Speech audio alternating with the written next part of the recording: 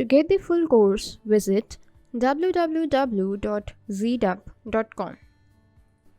Hello everyone, welcome back to the ZDub Technologies and Services.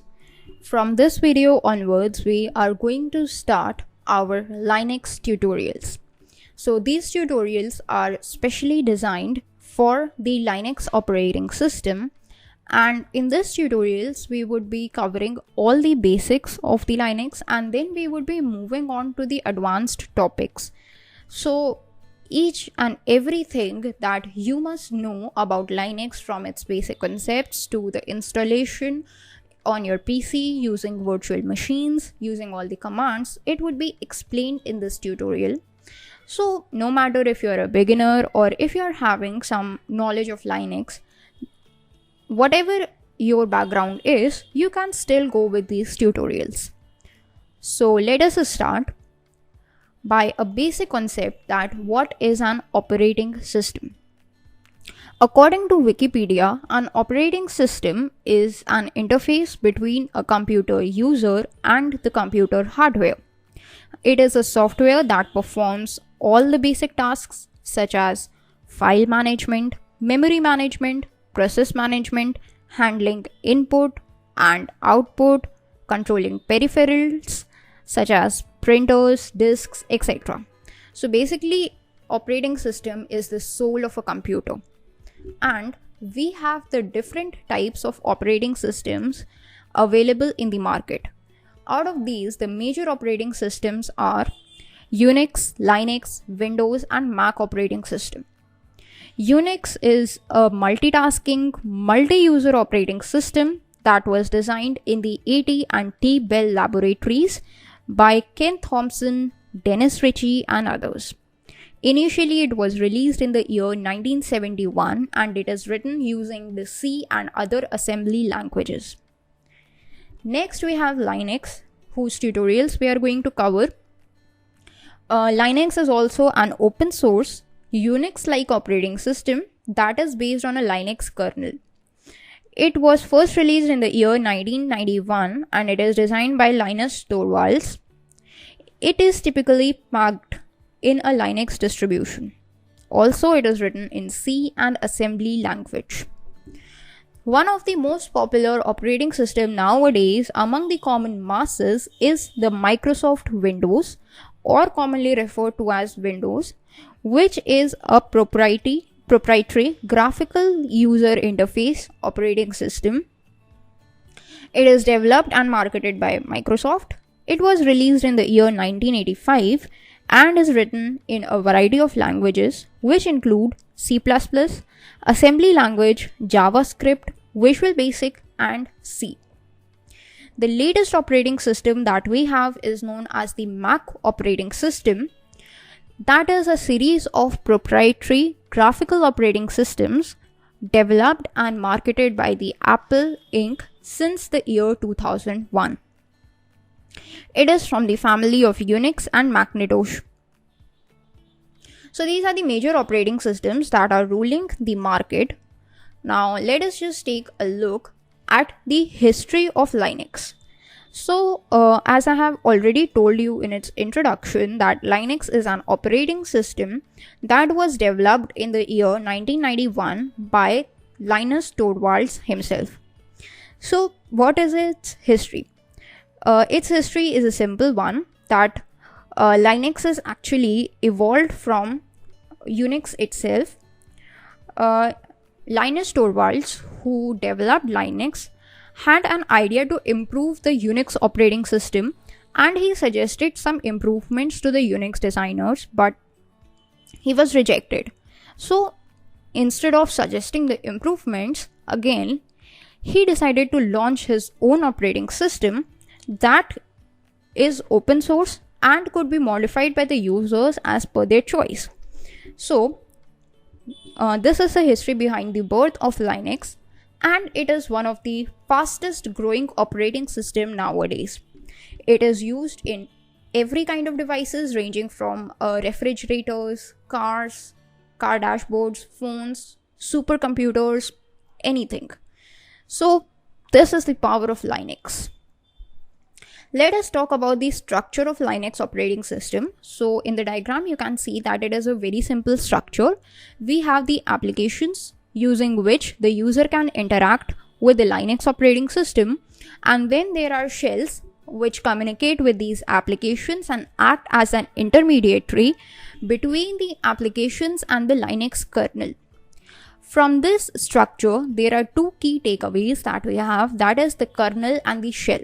So what is a kernel? What is a shell? What is their usage? Everything we would be discussing just now. What is a shell? So a shell, as we can see from the structure itself, it is the intermediary between the application and the kernel. Shell is actually a program which provides the interface between the user and an operating system. When the user logs in, OS starts a shell for the user. We know that the computer only works in the binary ones and zeros. It cannot understand our language, and we also cannot understand the ones and zeros. Only we have a limited knowledge of ones and zeros, and it would be complicated for us to just work efficiently in binary language than we can do in any other programming language. So that is why we need some kind of a translator, some kind of a program, or some kind of an apparatus through which we can make computer understand our things, our language, and computer in turn could understand that what we are saying. So shell is just like that. It is a translator that translates our commands into binary for computer and the binary into our language for us to understand. Then we have kernel. Kernel is actually the part that controls all the computer operations. It is the actual thing or actual part which performs all the actions. Once it receives the binary commands from the shells, it acts upon those commands, it does all the tasks and provides the output to the shell. The shell is a communication bridge between us and the kernel is one which actually performs the tasks. There are different responsibilities of the kernel, and these responsibilities include the processes such as device management, then we have memory management, process management, and handling the system calls. So let us understand these responsibilities one by one. What is device management? So if we talk about a computer system, it has many devices connected to it. Like we have the peripherals, we have like hard disks, the processors, printers, USB sticks, mouse, keyboard, etc. Along with like microphones, graphic cards, sound cards, etc. A kernel stores all the data that is related to the devices in the files known as the device drivers, and using these device drivers only, the kernel is able to control all the devices. Thus, the kernel knows what a device can do, for what purpose it is used, and how it could bring out its best performance. All the information about the device is stored in the device driver, which is managed by the kernel. Next, we have memory management. Memory management is an important function for a kernel, as it keeps track that how much memory is used, how much memory is unused, what are the fragments that are unused, how can you just compress the memory, how can you rearrange the memory to make sure that we are getting the best possible usage of the memory. Also, if you are working with a virtual memory, then the management of the virtual memory address, the concepts of pagination, etc. are all handled by the kernel. So if you are familiar with the concept of operating system and how it works, then this memory management is what the kernel handles. The third responsibility of a kernel is process management. In this, the kernel assigns time and gives the priorities to the processes. Process is just an instance of a program. Suppose you are running a PowerPoint presentation. So the current version of the PowerPoint presentation that you are running is known as a process. The kernel provides it a priority and the time through which it could just execute itself. And there are these different processes based upon their priorities. They are assigned the time through which they have to complete their execution. Then we have handling system calls. It means that suppose a programmer who can write a query and ask the kernel to perform a task. So how will those tasks be performed is known as handling the system calls. It is what a kernel do. So these are the responsibilities of a kernel which we have understood now.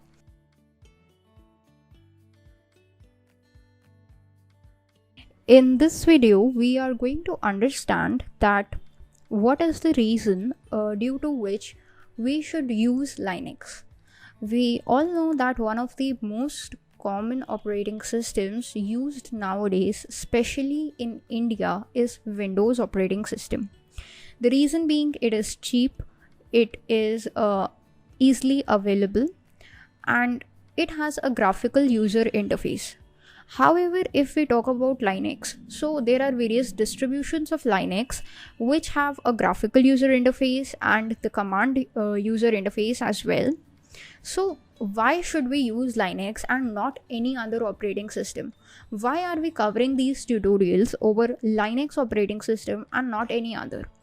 So one of the important advantages of Linux is that it is a corporate operating system.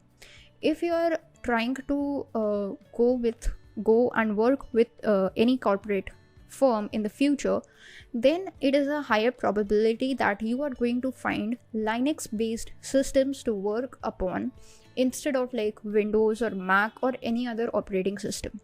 Why is that scenario? That is because Linux provides us a variety of advantages. It is not just limited to an operating system, but it could be used in a variety of places like desktops, servers, workstations, embedded systems, etc. Kernel, which is a core part of the Linux system, is its strength, and its packages can be customized by each and every person owing to its open source nature. It provides us various services such as process scheduling, application scheduling, peripheral device management, file system management, etc. So we will just take a look at some of the advantages of Linux which make it a better operating system than any other. There are these 20 advantages of Linux. We will explain and try to understand that what they mean. The first advantage is that it is open source. So the open source nature means that its source code is available openly to each and everyone.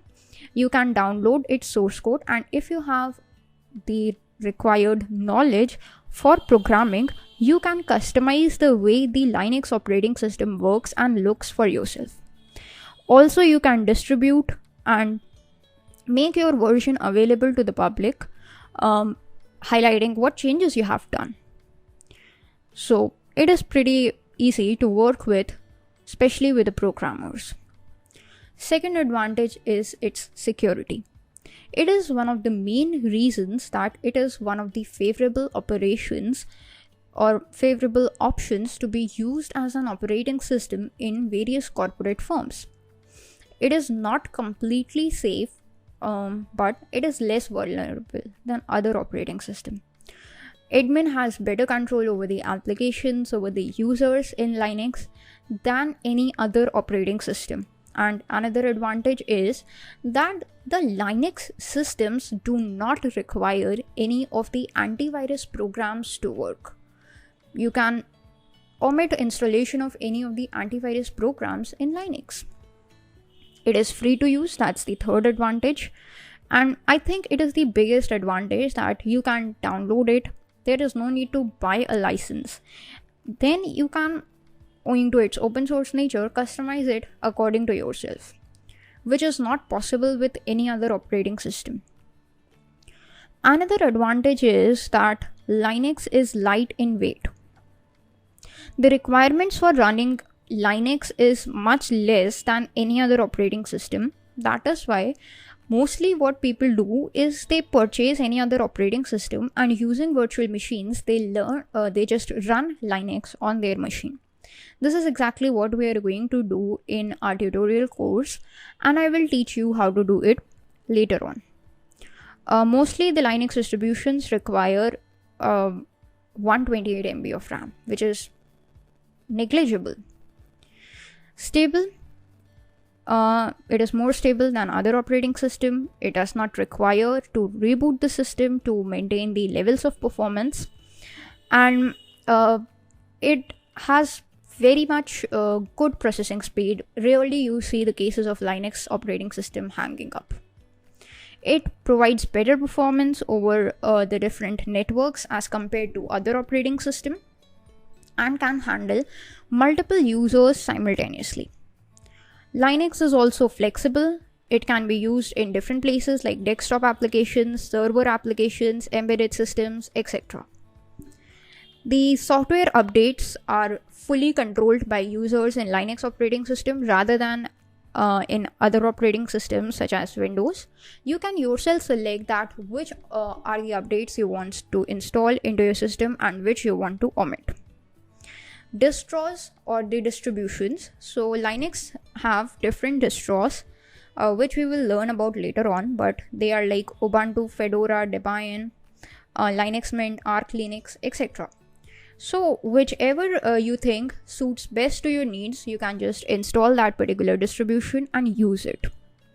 Live USB support in Linux means that you can run or try the Linux operating system first of all without installing it with the help of a USB or a CD drive. So if you want to have a taste at how it looks, how it works, you can just plug it and play.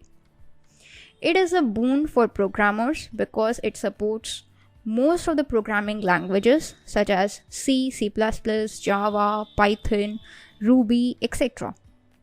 Also, it provides better control over the specifications, over the network, over the softwares. That is why mostly the programmers prefer Linux than any other operating system. Another advantage of Linux is that it has better security features than any other operating system. So whenever there is a concept of security, you can always trust Linux. It provides a GUI support. Originally, it was a command line operating system, but owing to its open source nature, people have made improvements in it, and nowadays Linux is provided with some distributions that are fully GUI. Also, you can write commands like in Windows, you can use UI, you can use button clicks and mouse, but also you can use command prompt to write the commands. Similarly, we have a terminal in Linux which could be used to write commands, but if you want, you can just go with the GUI support of Linux. Strong community support. Suppose you are using Linux and you run into a problem, so there is a strong community support available. Whatever your questions are, you can directly post it on the community forum, and there are many people, even Linus Torvalds himself, who could just answer your queries. Privacy. Linux always takes care of the user privacy. As it is not taken care by any other operating system. The level of the user's privacy that is protected in Linux is not given by any other operating system. So if you are concerned about privacy, then you should definitely go with Linux. Network facilities. The Linux supports powerful networking systems. The client and the server systems can very easily be set into a Linux system. It provides computers for servers and for the clients as well. So whenever we are talking about networking facilities, Linux is always a yes. If we talk about its compatibility, so Linux is compatible with a large number of file formats and almost supports all of the file formats. So there is no compatibility issue. Installation process of Linux takes very less time than any other operating system till date. It is very easy to install, and I will show you how to install Linux onto your PC within 10 minutes. Just a 10-minute video and you would be able to install Linux for yourself. So Linux installation is pretty much easy. It does not require hardcore technical knowledge. You just need to just install Linux like you are working with any other kind of software. Multiple desktop support. Linux supports multiple desktop environments for enhanced usage. What desktop environment you want to use, you can just select it during the installation process of Linux and you would be able to use it. the different desktop environments such as GNOME, that is GNU Network Object Model Environment, and KDE or the K desktop environment are available for support. We have multitasking, which means multiple tasks can be performed in Linux. And then there is a heavy documentation or a proper documentation support for the beginners. So you need not worry about it. So these are the advantages of Linux, and I hope after learning them you are convinced that yes, Linux is a good operating system.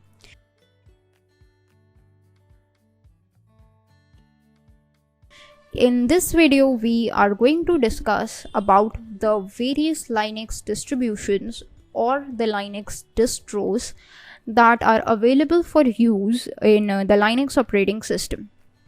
So first of all, let us understand that what is a Linux distros. So what happens in Linux is that we know that Linux is an open source operating system, which means that its source code is available for free use. You, if have the required knowledge of programming, you can just download the source code and customize it according to yourself. After customization, if you want to share your version of the source code with others, you can do that very easily. So this is what is known as a Linux distribution or a Linux distros.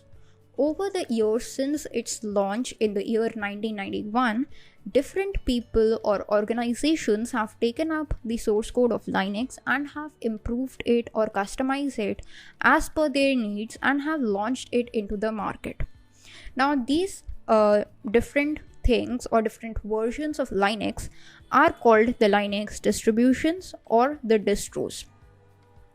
All the parts of which are required for an operating system to work correctly, like a kernel, a shell, and the application programs, how they interact with each other, everything, they are all packed together in one thing known as a distribution or a distro.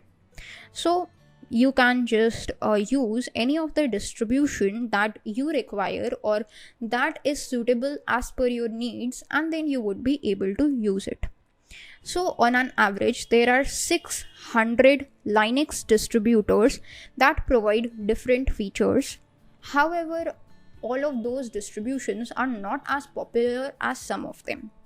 In this video, we will be learning about the popular Linux distributions, what are their advantages and why they are used, so that you can yourself figure out that which distribution is suited as per your needs. So in this video, we will be learning about these 5 different distributions of Linux, which are Ubuntu, Linux Mint, Debian, Fedora, and Red Hat Enterprise or the CentOS operating system. So these are the 5 most popular Linux distributions that we have in date, and they are mostly used by many people. In this video tutorial series, I'm going to tell you about the Ubuntu operating system or the Ubuntu distribution of the Linux operating system. That means whatever tutorials I'm going to show you would be based upon Ubuntu distribution. So let us see about all these distributions in detail one by one. First is Ubuntu, that came into existence in the year 2004, and very quickly it became popular. The Ubuntu distribution is basically like a graphical Linux desktop without the usage of the command line, and it is one of the most well-known Linux distribution. It is very popular with newbies because it provides graphical environment as well as command line as well. A lot of pre-installed apps are present in Ubuntu, which makes it easier to use for every beginner. Ubuntu earlier used to use the GNOME 2 desktop environment, but now its own Unity desktop environment has been developed and is used by Ubuntu. Currently, it is working to expand to run on tablets and smartphones, and a new version of Ubuntu is released every 6 months. So if you are working or wanting regular updates, you should go for Ubuntu. Next distribution we have is Linux Mint. Mint is based on Ubuntu and uses its repository software. So some of the packages are common in both Ubuntu and Linux Mint. Earlier it was said that Linux Mint is an alternative for Ubuntu because there were some of the media codecs that were available in Mint were not present in Ubuntu. But now Ubuntu has its own popularity and Linux Mint has its own popularity. Many people use Linux Mint instead of Ubuntu. So if you want to go with Linux Mint, it's absolutely fine. The third distribution or the third distros of the Linux that we have is known as Debian. Debian has been existing since the year 1993 and it releases its versions slowly than Ubuntu or Mint. It is one of the most stable Linux distribution. Ubuntu is actually based on Debian. So whatever the foundation Debian laid, Ubuntu just takes it forward. Debian actually is less user-friendly. So to increase its feature of user-friendliness and make it work more quickly, Ubuntu was launched. There is an interesting fact that every release name of Debian is based on the name of the movie Toy Story. Next, we have the Linux distribution known as Fedora. So Fedora is a project that focuses on free software and provides the latest versions of any software. It does not provide its own desktop environment but uses the upstream software. GNOME 3 desktop environment was used by default in Fedora. It is less stable, but if you're trying to work with the latest stuff, then Fedora is the one you should choose. Last but not the least, we have Red Hat Enterprise or CentOS. It is a commercial Linux distro. Red Hat uses the trademark law to prevent their software from being redistributed. Which means if you are using the Red Hat distribution of Linux, you cannot redistribute it. CentOS is a community project that uses the Red Hat Enterprise Linux code but removes all its trademarks and makes it available freely. In other words, there is a free version of the Red Hat Enterprise that is stable for a long time and that is known as Cent operating system. So these are the introduction about the different distributions of Linux, and you must be wondering that which distribution should I use. So I am going to tell you about the different distributions and why they are popular or why people use them. If we talk about Ubuntu, so Ubuntu works like a Mac operating system and it is easy to use. Linux Mint works like Windows and is mostly preferred by the newcomers who work on Windows.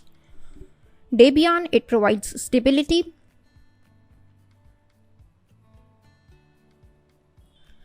but it is not recommended for a new user. So if you are a new user, I don't recommend you to use Debian. Fedora is used if you want to use Red Hat and a latest software. Since it provides all the latest versions, so if you are going to work with latest softwares, then Fedora is the one you should go for. Red Hat Enterprise is the one that should be used commercially. CentOS is that if you want to use Red Hat but without its trademark, then you should go with CentOS. Then we have other versions like OpenSUSE that works same as Fedora, but it is slightly older and more stable. Arch Linux can not be used by the beginners because each and every package in Arch Linux has to be installed by the person who is using it.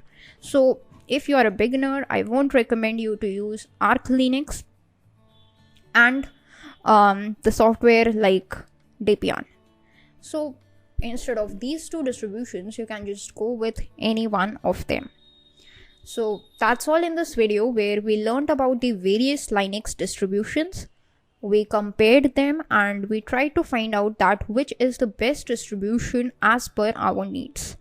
So if you think you are satisfied with this information, you can yourself choose the distribution that you want and you can install it for yourself for the upcoming tutorials.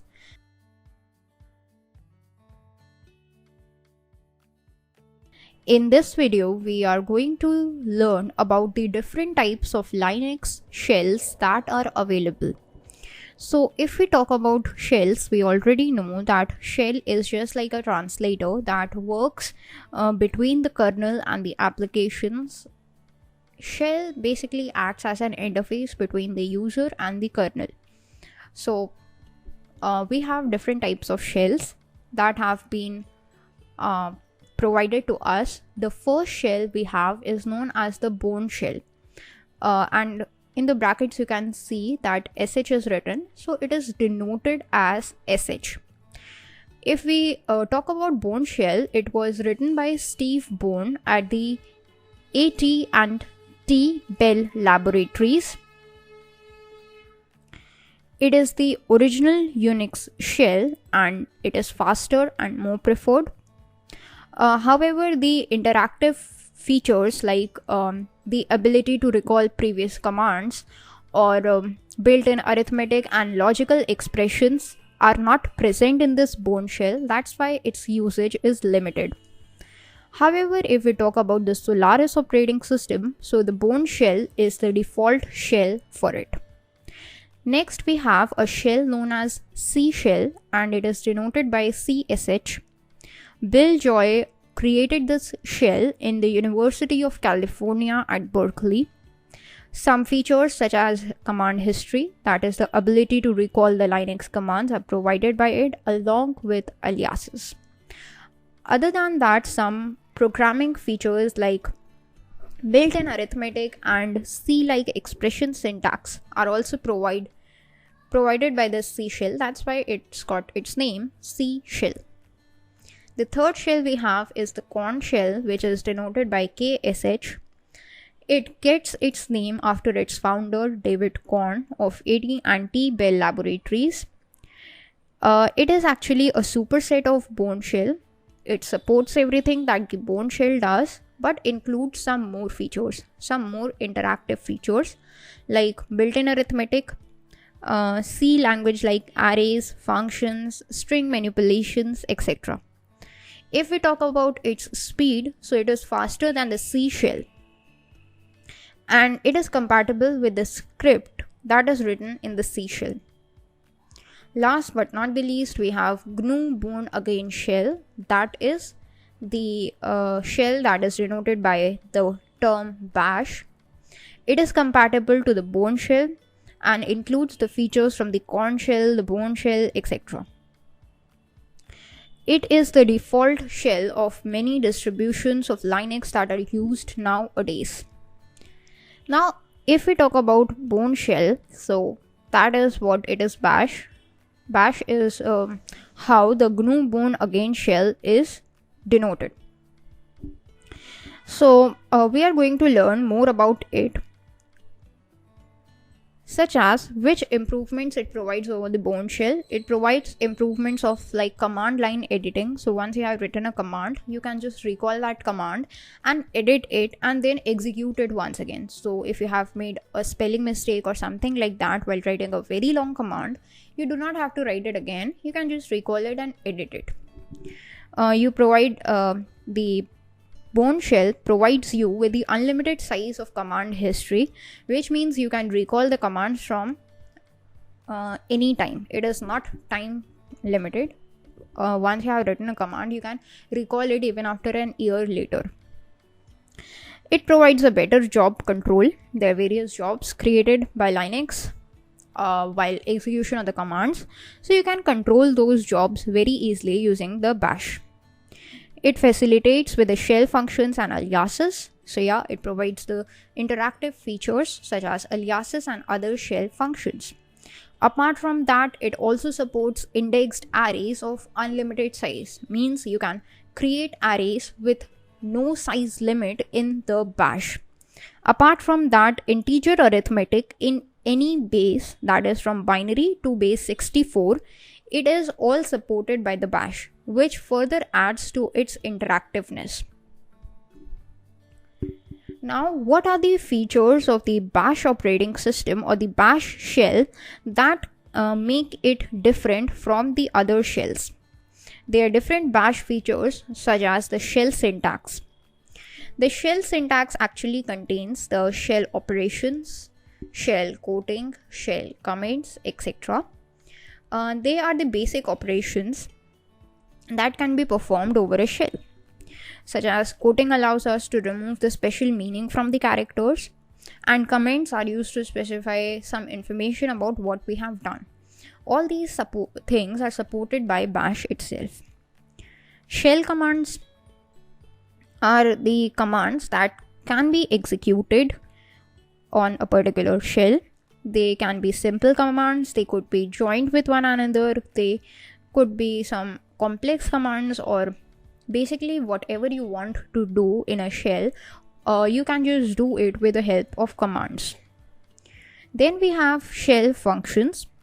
Shell functions are basically used to group the commands and give them a particular name. You can take 3-4 commands and group them together and give it a particular name. Now, whenever you want to run those commands simultaneously or one after the other in the order that you have already provided, then you can just call that particular function and all those commands would be run.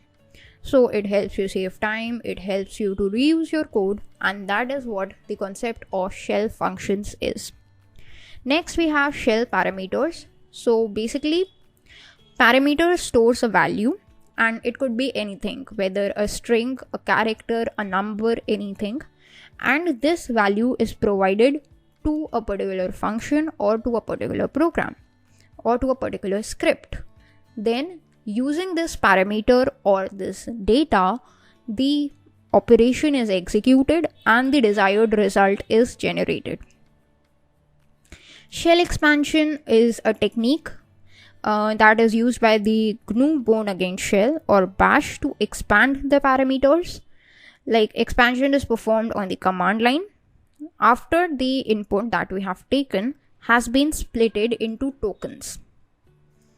Redirections is a way to manage and control the input and output, like from where we want to take our input, from where we want to store our output, or if we want to take our input directly from the user, if we want to take our input from some kind of a file.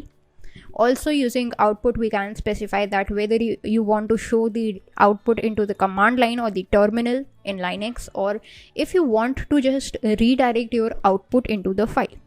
Not only input and output, but using this redirection, the errors could also be controlled.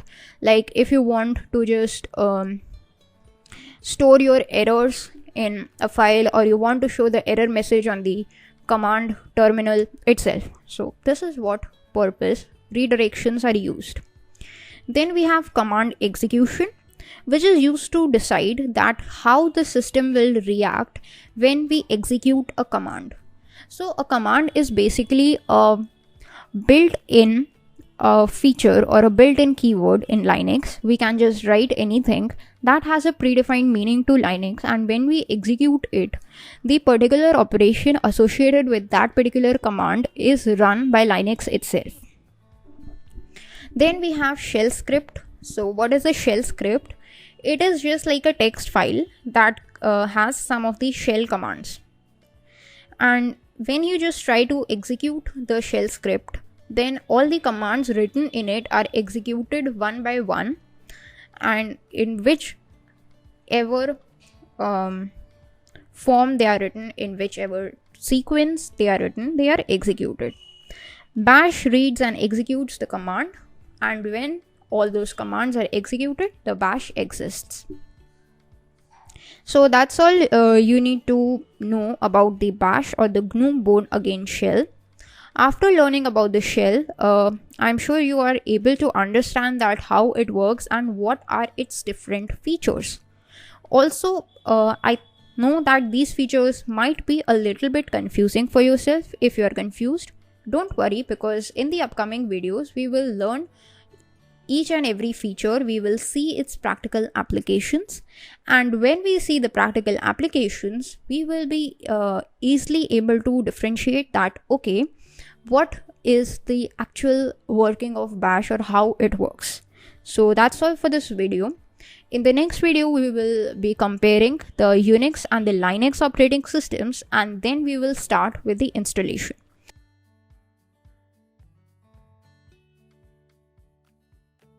In this video tutorial, we are going to compare the Unix operating system with the Linux operating system.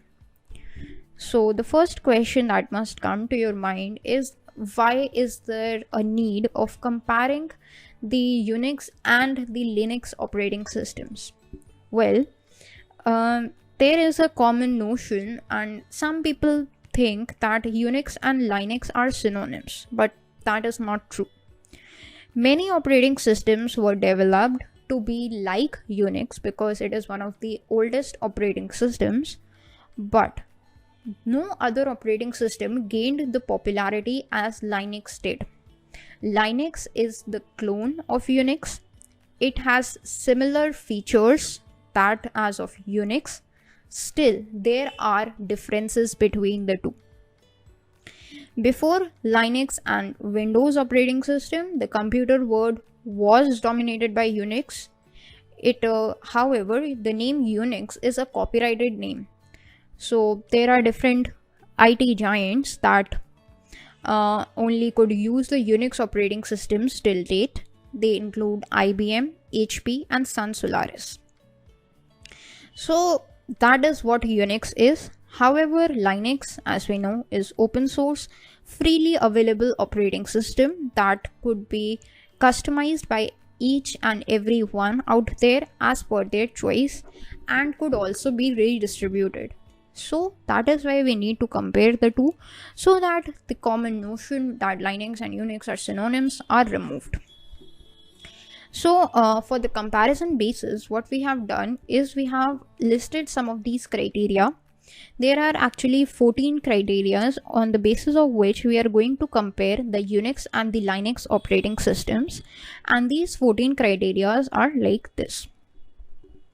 So let us start with the comparison. The first criteria on which we are going to compare the two is their definition.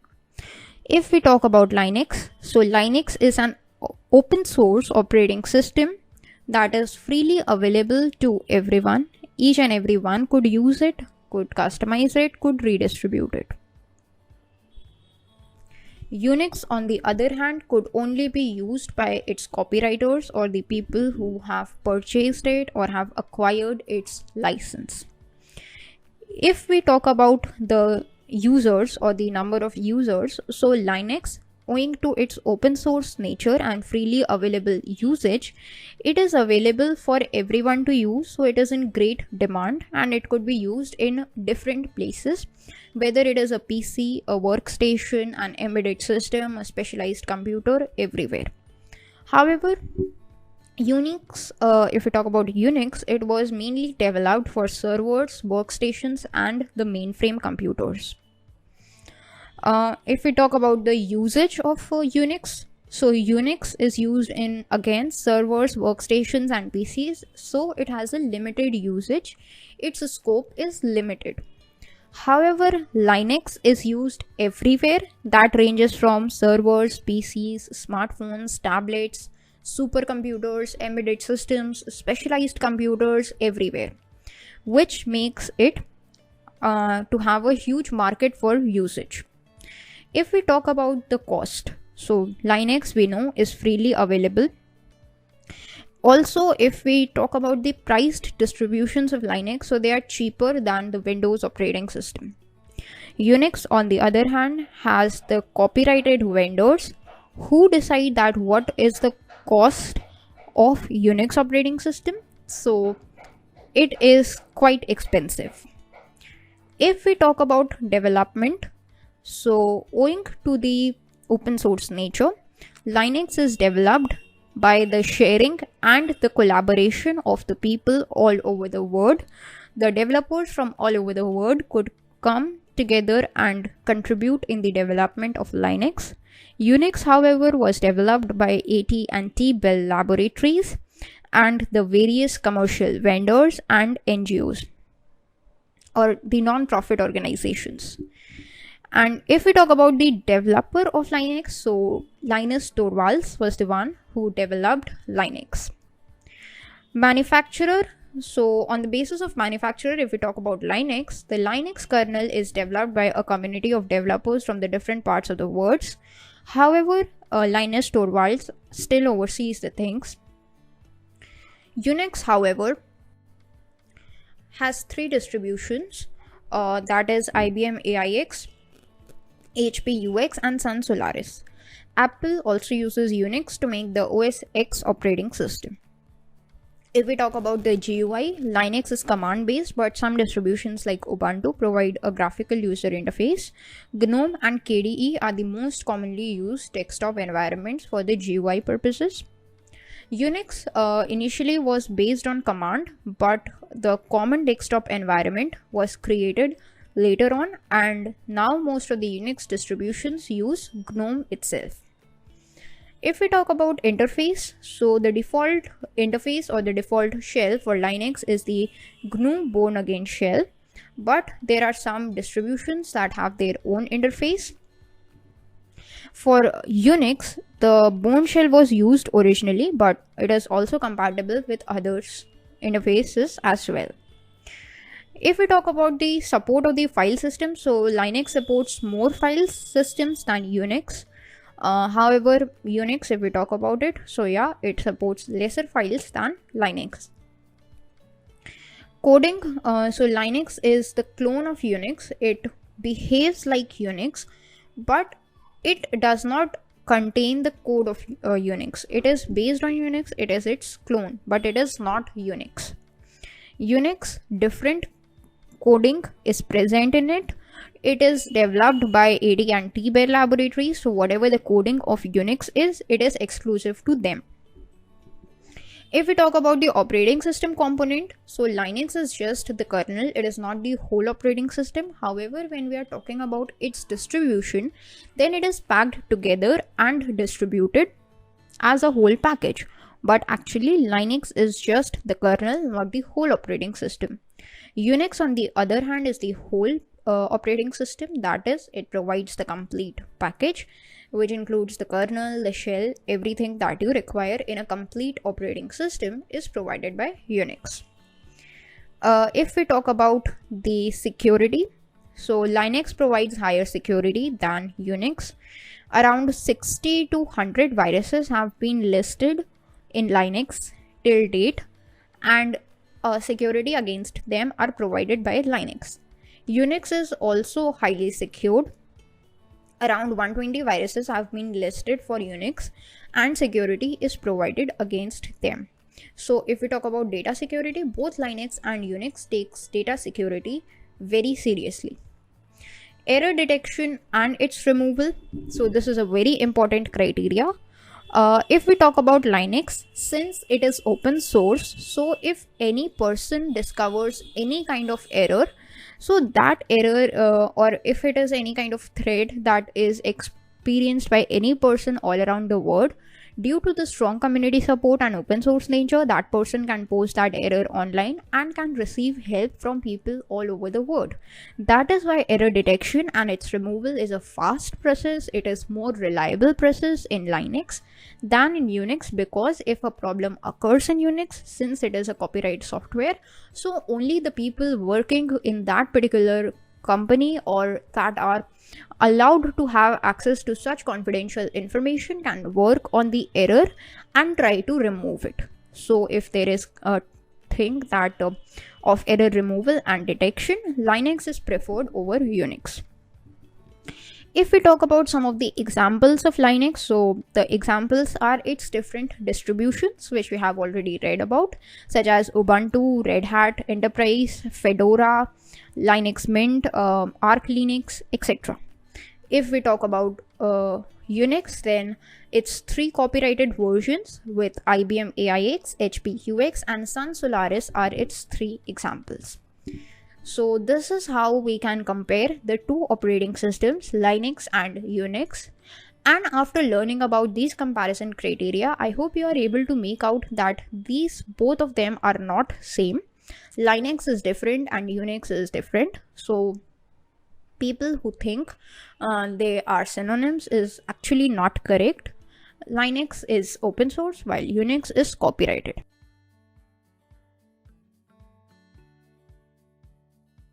In this video, we are going to see that how can we install the VirtualBox into our system.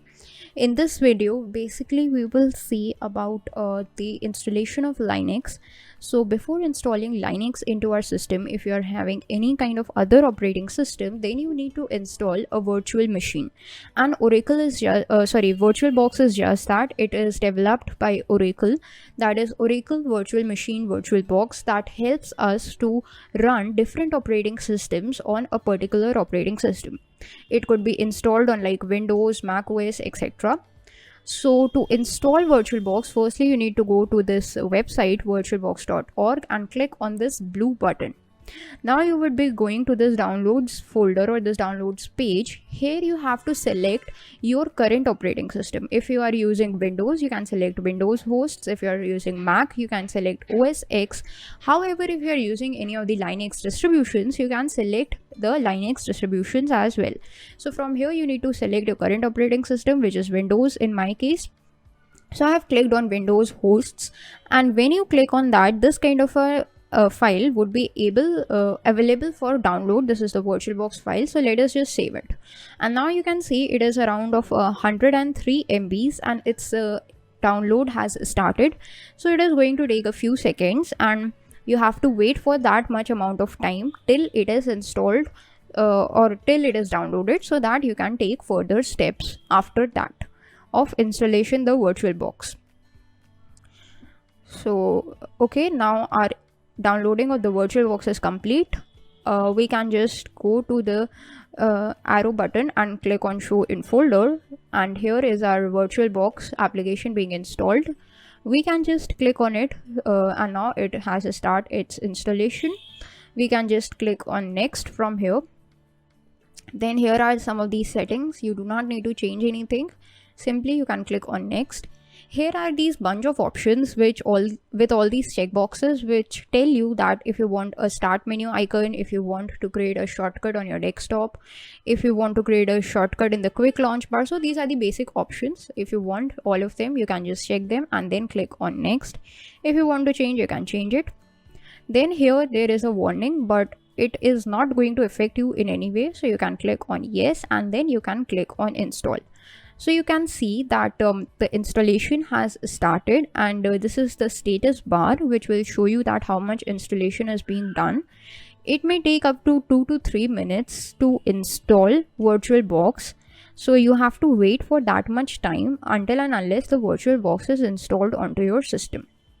So now you can see that it is being installed,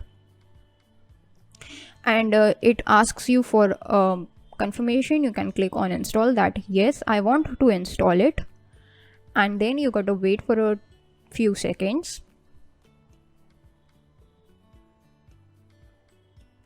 So yeah, now it is installed.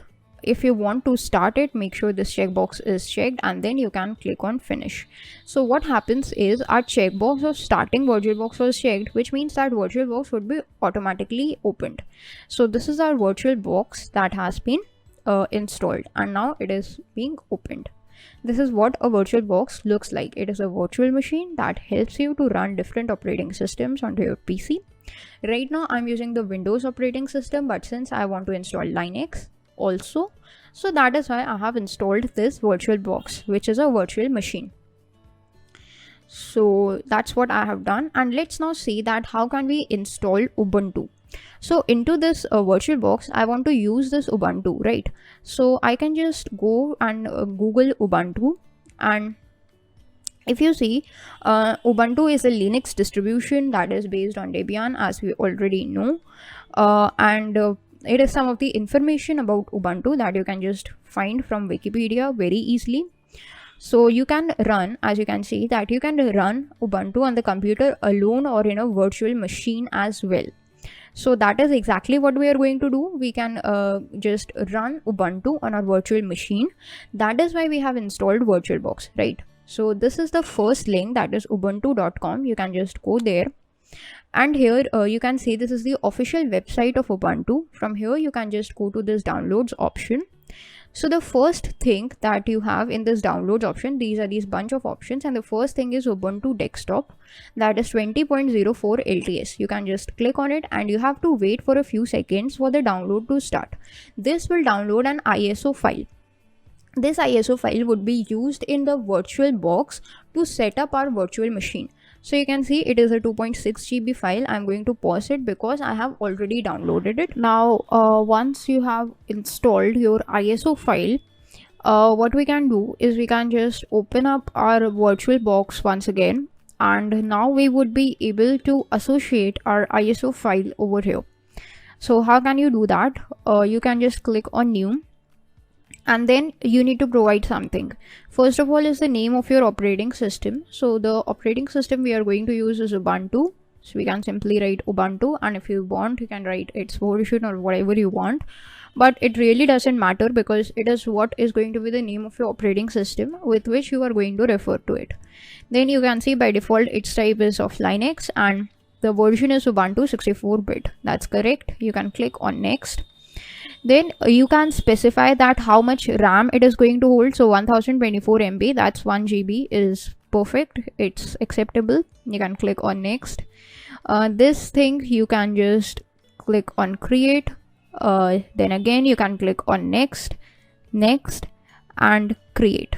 So basically this is 10 GB is the size of the hard disk that it's going to take up, which is going to be 10 GB. That's correct. If you want you can just change the size. Now once you can see that your Ubuntu is created, what you want to do is you want to go into the settings option, and here there are these different types of operations available. So in the general settings you need to go to this advanced tab and change this shared clipboard to bidirectional and this drag and drop to bidirectional. What this will do, this will help you to just transfer your files through dragging and dropping from your Windows to your Linux very easily. That's why we have done this. Rest of the operations you can keep as it is. Then you can just go to storage, and here you want to configure your ISO file that you have downloaded. So you can just click on empty over here in the controller IDE, and then here on this disk icon you can just click and choose a disk file.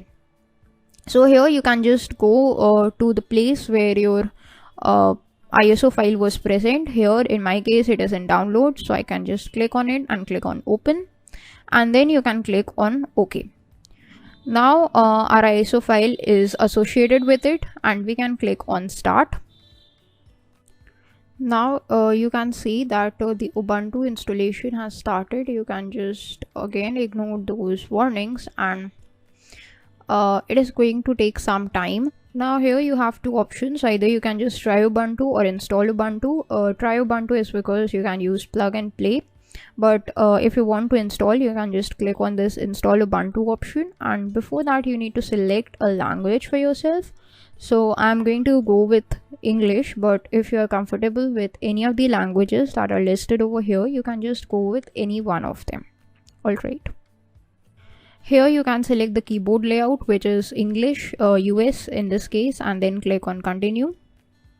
Or if you want you can just test your keyboard over here and detect the keyboard layout as well. Over here I would recommend you all to go with normal installation and check these two options, that is install the third-party software, and if this option is enabled, that is to install or download the updates, you can just check it as well and then click on continue. Then make sure this option is checked, that is erase disk and install Ubuntu. This is not going to affect all of your files, so you do not need to worry. Just click on install now. So after accepting that erase all data thing, what you need to do is select your location. So my location is in India. I can just select India and click on continue once again for the installation to start. Then I'm needed to provide my details such as name, computer's name, etc. So the name I can just provide is any name you can give. Okay, then click on continue. And then I hope the installation will start. Yeah, so installation has started, and then you see that Ubuntu would be fair and running in your PC. So that's how you can install it.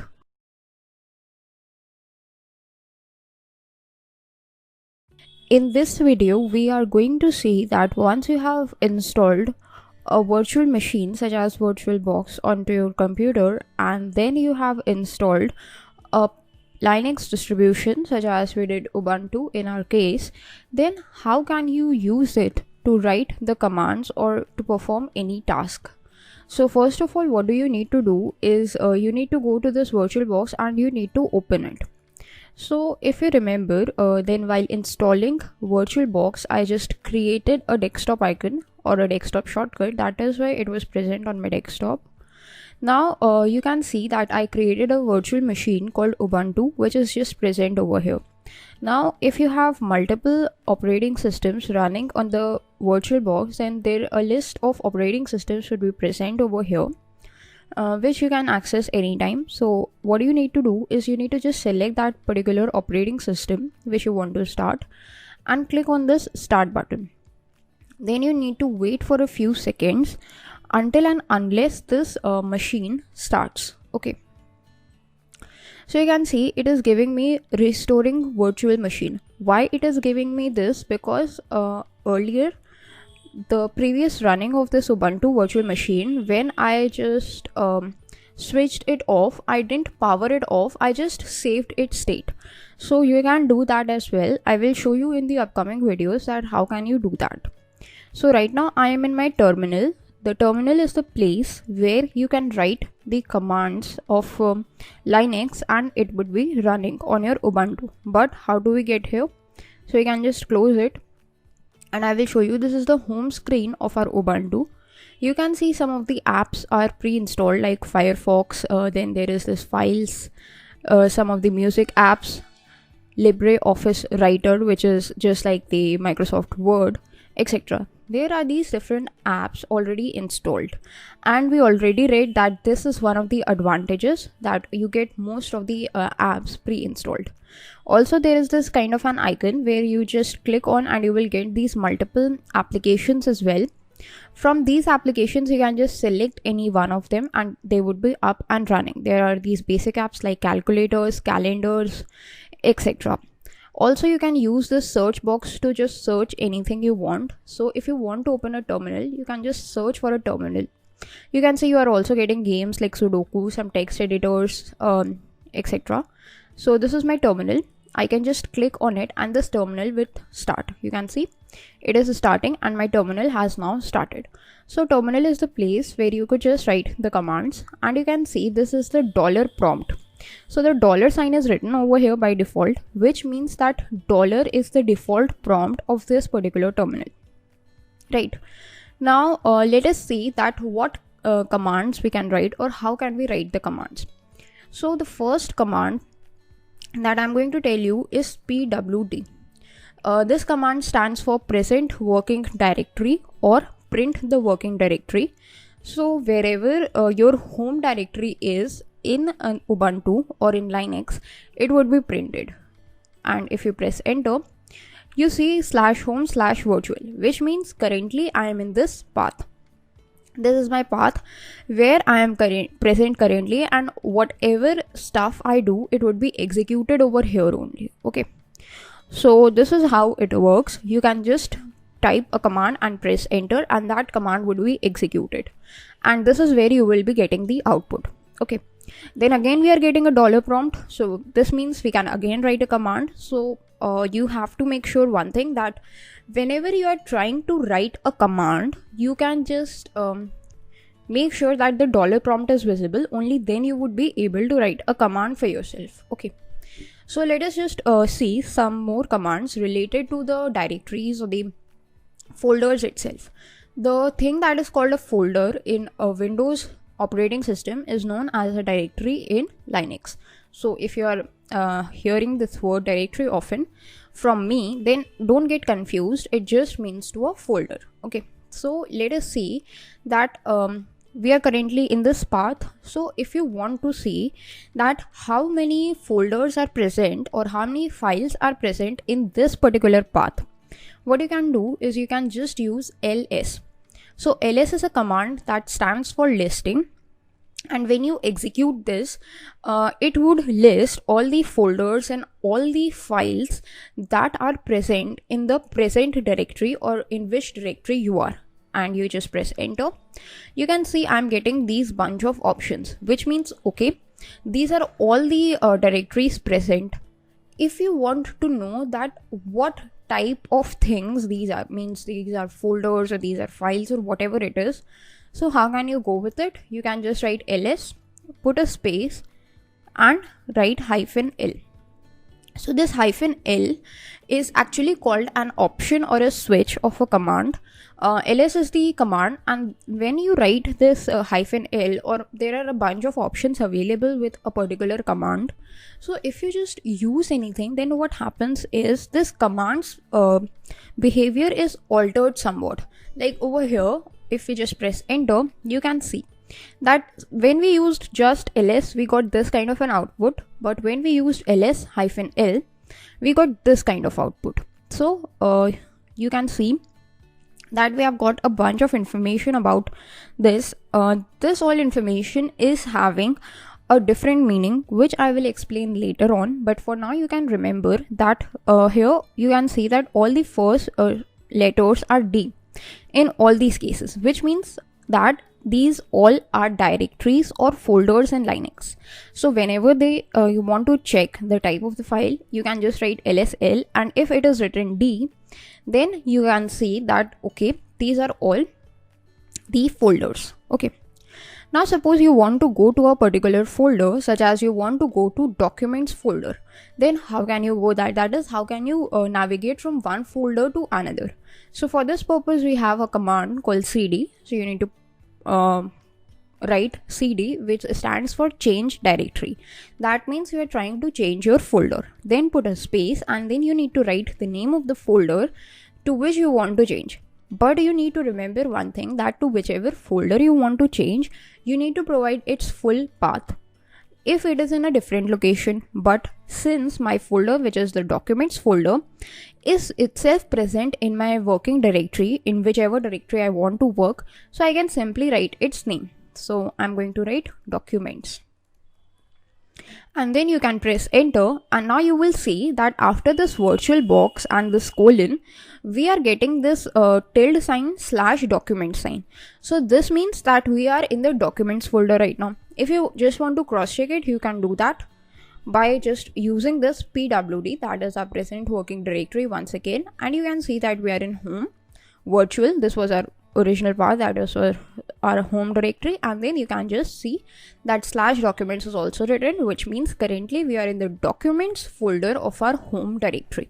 Right now, suppose you want to see that how many files are present in this documents folder, you can just use ls. It returns no output, which means that there are no files in our documents folder right now.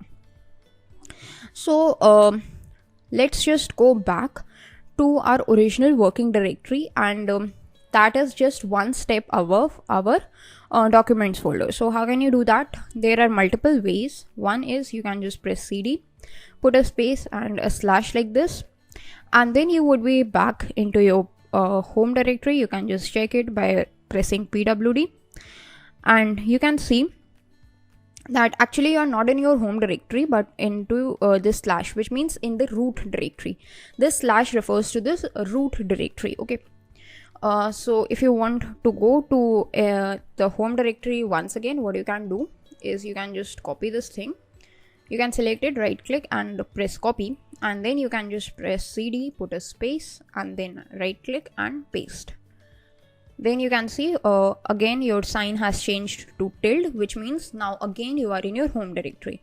So your home directory is being referred as this tilde sign, and if your root directory is concerned, it is referred by the / sign.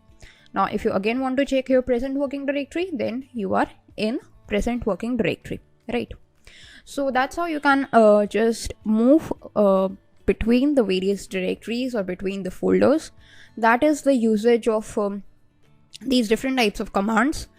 In the next video, we will see how can we just create new folders or new directories for ourselves, and also we will see how can we create files for ourselves using Linux command.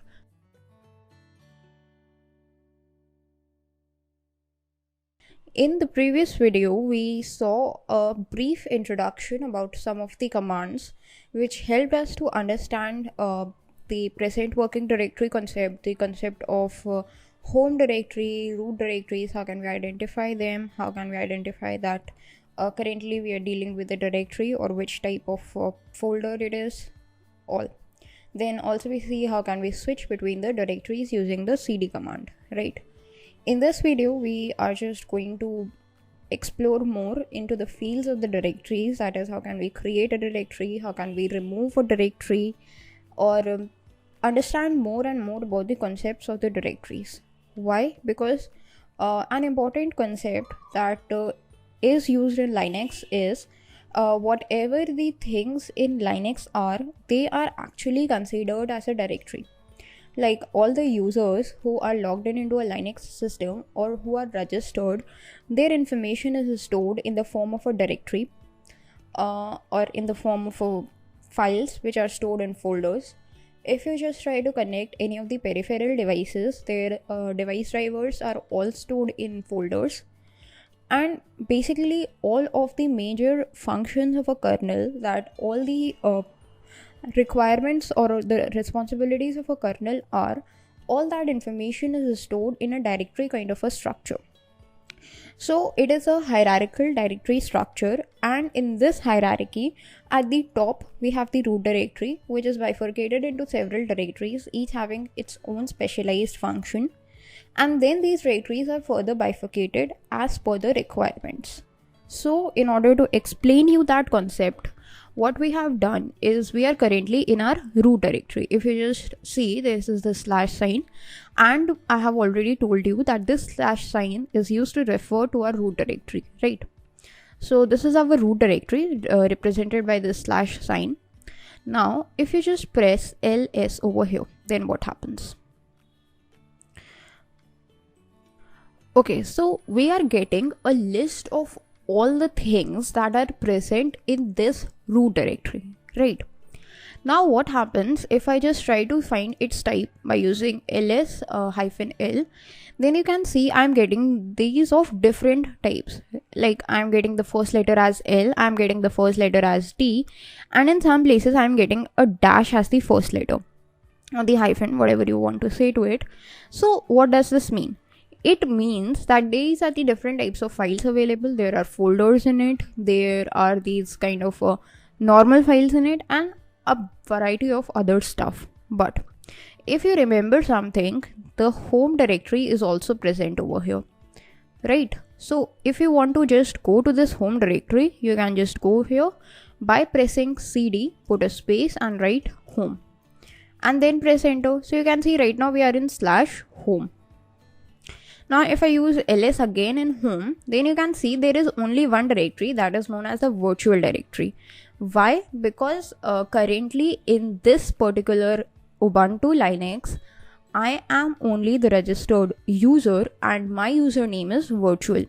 That is why in the home directory, where it is supposed to contain all the details of the registered users or all the directories of the registered users, only the virtual directory is present. Now if you just go to cd space virtual and you press enter, then you can see now over here you are not getting like slash home slash virtual.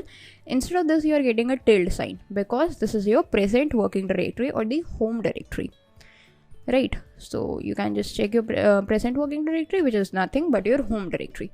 So that's how you can go from the root directory into your home directory.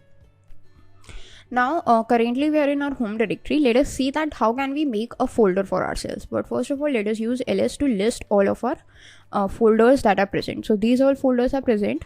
Now let us see that how can we create a folder for ourselves. So for this we have a command called mkdir, that is make directory command, and it is used to create a folder. So after pressing this mkdir, you need to provide the name of the folder that you want to create. So I'm going to just provide my folder, simple name, and press enter.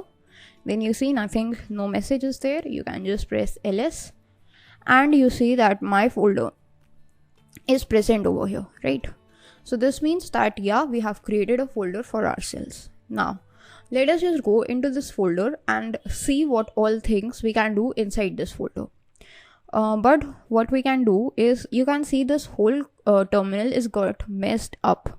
So to clear it up, or to clear the commands that have been used in the terminal, we can simply use a command called clear, clear. And when you press enter, you see the terminal has been cleared, but only the terminal is cleared. And if you just recall from the shells video, then we discussed that this shell, this particular bash shell that we are using, is having a special feature that helps us to access the command history. That is, all the commands that we have given over time, we can access them if we want. So how can we do that? You can just press the up arrow key. Right now I'm pressing the up arrow key from my keyboard, and you can see I'm able to access all the commands that I have entered into my PC. So this was pwd was the first command, if you remember. So after this, if I just press the up arrow key, then you see I am not able to access it. So using the up and the down arrow keys, you can just access all the commands like this, right? Or if you want to provide a new command, you can just provide it, like I'm going to provide ls. So yeah, currently I'm in my home directory. So let's just change it to my folder. Okay, and I press enter. Now I'm in my folder. You can see home directory / my folder. And now if I just press ls and enter, so I'm not getting anything. Why? Because nothing is being created in this directory called my folder. So inside this my folder, what I can do is I can either create new folders or I can create new files. So if you want to create new folders into it, what you can do is you can again use this mkdir command, and you can just provide the name of the folder, like I'm going to do for child folder, right? And then if you press ls, so yeah, child folder is present. Similarly, you can create as many folders as you want. But if you want to remove a folder, so to remove a folder, we have a command called rmdir, that is remove directory command. And after writing this rmdir, you need to provide the name of the folder you want to just delete, like this, and press enter. So now if you just press ls into your my folder, you can see this child folder is not written, which means it has been deleted, right? So that's how you can just work with creation and the deletion of folders. Now let us see, let us just again create this child folder, and inside this child folder, this is the child folder again created. Let's go inside this child folder. So let's just use the command history this time again and change it a little bit. Okay, inside this child folder, I'm going to create a file. So how can you create a file? To create a file, you need a cat command. So how it works, you can simply write cat, and then you need to write this input redirection operator, or this angular sign. This is the input redirection operator. Put a space and then write the name of the file. So suppose my file.txt is the name of my file. And when you press enter, then you can see we are not getting this dollar prompt again. That's because our cursor is over here and we are supposed to type the contents of the file over here. So I'm just going to type a simple text. I am a file in Linux. That's my simple statement, right? Then when you want, when you are finished typing whatever you want, then you can just come out of this file by pressing the shortcut Ctrl D. Now you can see my file.txt is going to contain this thing. How can you just check it? You can just use ls, and you can see in this child folder my file.txt named file is present. If you want to check its type, you can just use ls-l, and you will see that it is represented by a hyphen. So we know that with the help of hyphen the files are represented. So this means that yes, myfile.txt is a file. Now how can you check the contents of this file? Again, use a cat command and use this myfile.txt or the name of the file. Remember one thing, you do not need to present the input redirection operator over here. You press enter and you're getting the contents which you have already written in the file.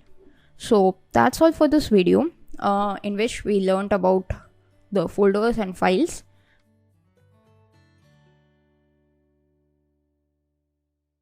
In the previous two videos, we have very easily learned about working with the directories and the different types of files in Linux. In this video, we are going to focus about some commands where we are going to learn about the users, the logged in users. Then we are also going to see that what is the usage of this man command and all these things. Also, we will be seeing that how can we copy and remove the or move the files or rename the files from the particular location using the Linux commands. So first of all, let us just work with a command, very important command it is, and it is known as the man command. So man command is basically a short form for manual command, and when we write it, it is a simple thing. You can just type MAN from your PC and you will see that after typing MAN, you can just put a space and you can just write any of the valid commands. Like suppose we have already read that ls is a valid command of Linux. So you can write like man and you need to provide a valid Linux command. Now when you press enter, what happens is you are getting this kind of a page. So if you are confused about it, that's perfectly fine. Let me explain you that what it is. So what is it? Man is actually a manual help that is provided to you by Linux. So if you want to know anything about a command, that for what purpose it is used, what are its different options or switches, how can you use it, what is the syntax of using that particular file, for what different purposes its all switches are used, etc. That is all of the information that you want about a particular command. You can get it with the help of a command that is known as the man command or the manual command. Here you can see for the ls command we have started. So first we get its name, that it is ls, that is list directory contents. Then we are getting its synopsis, which means it is the option, that is the hyphen things that we used, that like we use -l, so it is that kinds of options that you can write. And then if you want, you can write the file names. The square bracket means that all these things are optional. Then there is a description, and if you see, these are these different kinds of options that are present. If you just scroll down, these are all actually written in alphabetical order. So here is our L option that we used. It is used for a long listing format, which means if you want to show all of the information about a particular object, whether it is a directory or whether it is a file, you can use this particular option, right? And then you can just scroll down. So each and every information is given about this particular command. Also it is given that who wrote this command. If you want to report any of the bugs in this command, then this is the link where you can do that, the copyright information, everything. Now if you want to come out of the manual page, this is actually called the manual page. If you want to come out of it, how can you do that? You can just press Q from your keyboard and you would be out of it. So that's how you can come out of a manual page. If you want to cross check it, you can just write man once again, and you can give any command like pwd and you press enter. So we are in the pwd, that is print name of current or the working directory, right? So each and every information is provided by it, and to come out of the man page you can just press Q from your keyboard. So that's how the manual page works, right? Now let us just see that how can we access the users of a Linux operating system. So in Linux operating system, we have a command known as who am I. So that's who am I command. Okay, so we need to write it like this. Yeah, so this thing you must remember that the commands are like case sensitive and space sensitive as well. I just mistakenly wrote who am I with spaces. That's why I was not getting any output. And when I used it without the spaces, I got the output that virtual. So what is virtual? It is my username. If you remember that while installing Ubuntu, I provided virtual as my username. That is why this virtual is present over here, right? Now, if you want to again see more details about it, what you can do is you can just use this who command. So you will be getting this name virtual, the login date, login time, that is the time of some other region, I think. And you would be getting this bunch of information about it, right? So if you just see, then you will get that this who command is more powerful than this who am I command, because you are getting more information from the who command than the who am I command, right? Then there is another command known as log name. So if you just write this command log name, you will get the name of the active user, or with whichever name you have been logged in, you will get that. Okay, so that's how you can just work with it. And yeah, one more thing, if you want to just clear up the contents, you can just use this command, that's tput clear. So we just saw clear, and if you want, you can also use tput clear. So you would be able to do that as well. Okay, now we have already seen that how can we just move between the directories. We have already seen that how can we just remove a directory or remove a folder. Let's see how can we remove a file. So if you remember, in the child folder, okay, in the child folder, if we just use this ls command, we have this myfile.txt. If you want to remove it, then how can you remove it? There is this command called rm. If you remember, in the remove directory case, we had rmdir, that is remove directory, but in the case of the file, we just had an rm, that is remove, and then you need to provide the full name of the file which you want to remove. That in my case is myfile.txt, right? And I press enter. So my file is removed. If you want to cross check it, you can just use this ls command, and now in the child folder nothing is present, which means that my file that was named as myfile.txt has been removed because I used this rm command, right? Now if you just have seen one thing, then as soon as I used this rm command, nothing was asked from me. I was not asked that whether I actually want to remove this file or I have accidentally typed this command. So this kind of a situation could be harmful. So to cater for it, we have an alternative command or a switch in this rm command, through which it first asks for us a confirmation that whether you want to actually remove this file or you have accidentally typed this command. And if you just provide a confirmation, then only that file is removed. So how is it? We can just see by first we need to create a file for this purpose. So if we just go to our command history, this was the command we followed for creating myfile.txt. We can just again do that and type some text, I am text file, and then press Ctrl D.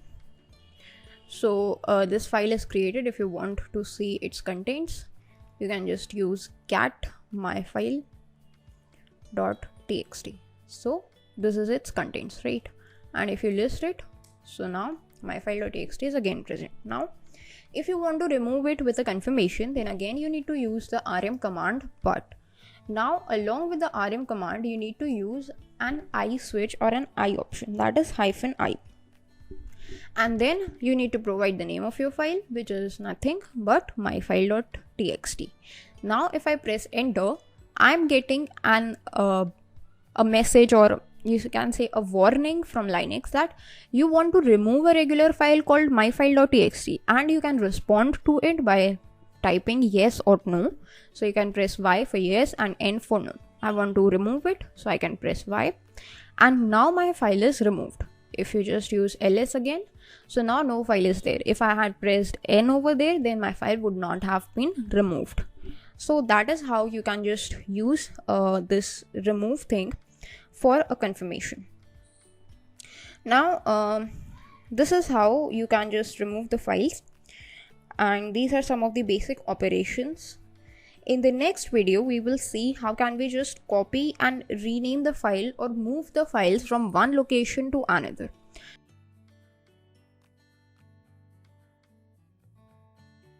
In this video, we are going to see first of all that how can we copy a file from one location to another. So if you remember, we are currently in our child folder and there is only one file, that is myfile.txt present over here. Suppose if we want to just copy this file, then what I can do is I can just use the cp command. I provide the name of my source file, which is nothing but myfile.txt, and then I can present it with the name of my target file, that is where I want to copy it. So here, if you can just provide a name of a file that is already existing, then what happens is the contents of the existing file would be replaced, and if that particular file is not already existing, then in that case a new file will be created. So we are provided with two options, either to replace the contents of an existing file or to create a new file through this copy command. So I'm just going to create a new file, and I'm also going to name it as new file.txt and then press enter. Now if I just list those two files, then I will find that in my child folder now two files are present, that is myfile.txt and new file.txt, right? And now if I just try to watch the contents of my new file.txt, so I will see that it is IAM text file, which is the same as the contents of my file. Now let us just create another file that is called sample file.txt. Okay, and here I'm going to press or enter some other contents like I am a sample file. Okay, and then let's save it. Now what we are going to do is we are going to use again this copy command, but now what we are going to do is we are going to use the target file as an already existing file, which is my sample file.txt, right? Right now we are having this I am a sample file in my sample file.txt, but now when I just use this command, and now if I just try to view the contents of my sample file.txt, then what happens is its contents have been changed from a sample file to text file. So that's how the copy command works.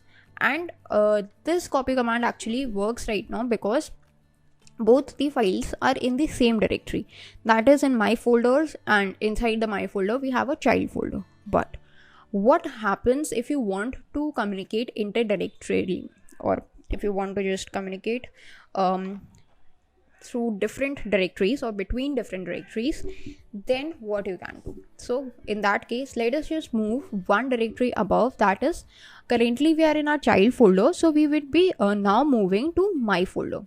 So cd space double dots, this means that you would be moving up by one level, and if you press enter, you can see right now our folder is this my folder. Okay, so here if I want to copy the contents of myfile.txt, then what I can do, I can simply write this copy command, and I have to press or present it with the whole path, that is our root directory, the home directory. Inside the home directory we have a virtual directory. Inside this virtual we have a directory called my folder. Inside this my folder we have a directory called child folder, and inside this child folder directory we have a file called myfile.txt. This thing I want to copy. Where I want to copy? In the home directories virtual. Inside the virtual we have something called my folder, and inside this my folder I want to create a new file, that is s file. Let us just give a simple name, sfile.txt, and if I press enter, then this command is executed. So if you just use ls to list it, then you can see sfile.txt is now present inside my folder, and if you want to just check its contents, then you can simply check using a cat command, that is sfile.txt, is containing the same contents as word of my file.txt. So that's how you can just copy the files. Now the question is, how can you rename a file? Suppose we have created this file called sfile.txt. If you want to rename it, then we have a command called mv.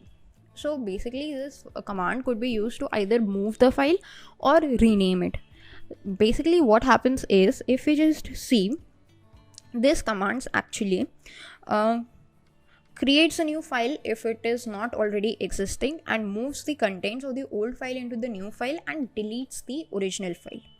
So if you want, you can just treat it as a rename command, or if you want, you can just treat it as a move command, a cut and a paste. That's what's the operation it does.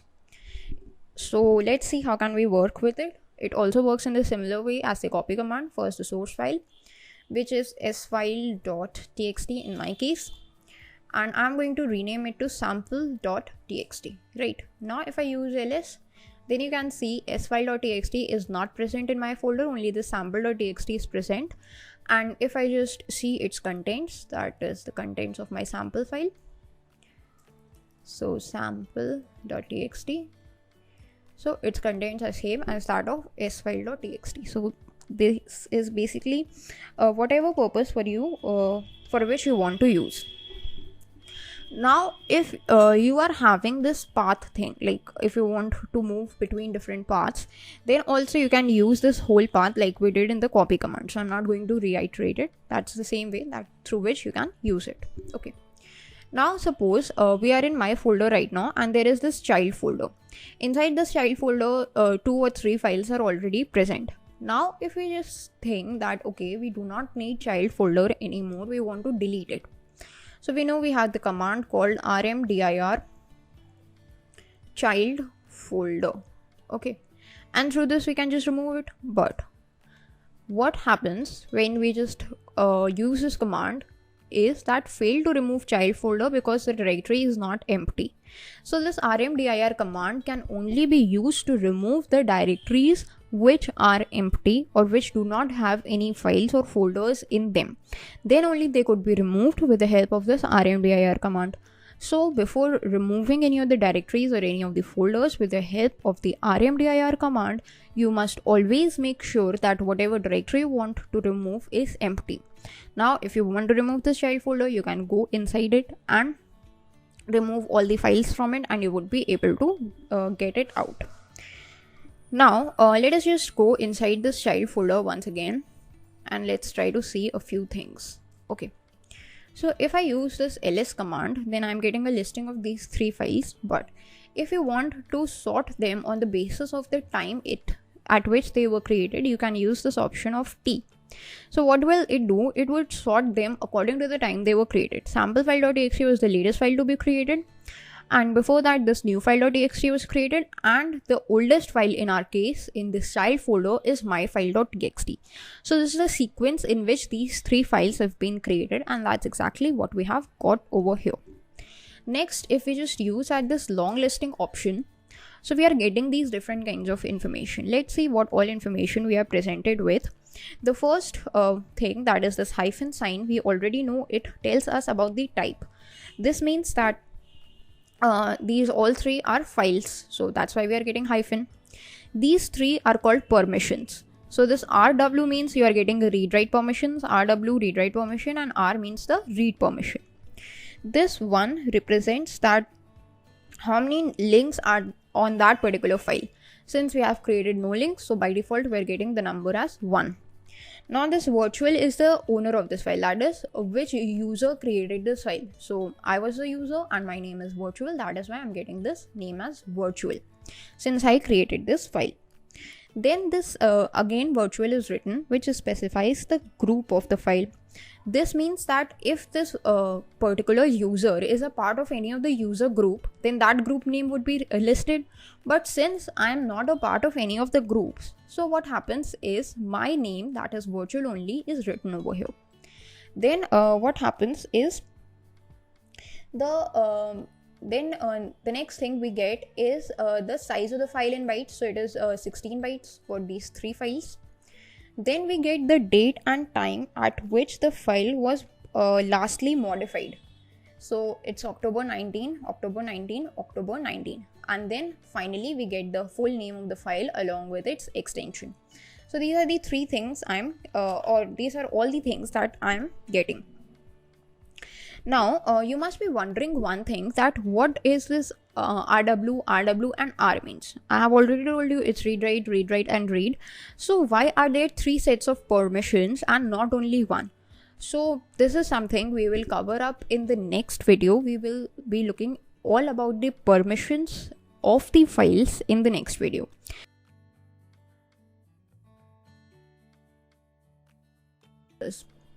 So in this video we are going to work with the permissions in files. So if you remember, we used this ls command with an else switch and we got this whole information about the different kinds of files.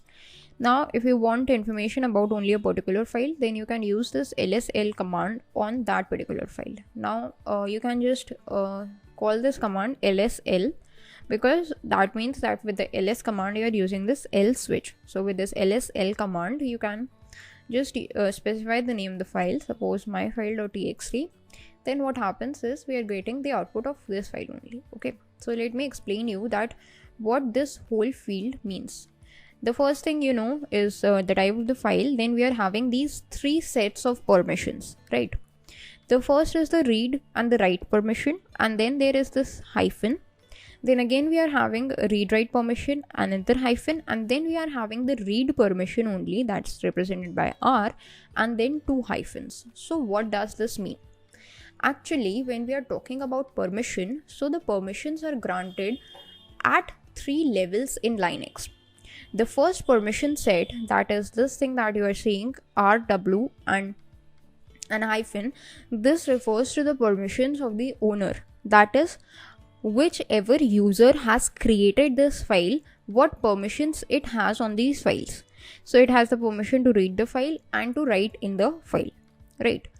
And then the second set of permissions, that is this RW and this hyphen, is given to the group. This group, as I have already explained in a previous video, that this group is the group of the users in which the owner belongs. And if you just want to see the group name, so this is the group name, and this permission refers to the group or in which the owner belongs. So the group also has the permission of the reading, writing, and that's the two permissions that the group has got. The third set of permissions, that is this R and double hyphen, it is given to the public. That means all the other users who are neither owners nor a part of the group in which the owner belongs, what permissions they do have on the file. So they only have the read permissions, which means even if they want, they cannot write anything in this particular file. So this is the default set of permissions that you get when you create a file. Now if we talk about permissions, then there are these three types of permissions present in a Linux file. These permissions are the read permissions, the write permissions, and the permission of the file execution or the execute permission. This read is represented by R, this write is represented by a W, and this execute is represented by an X.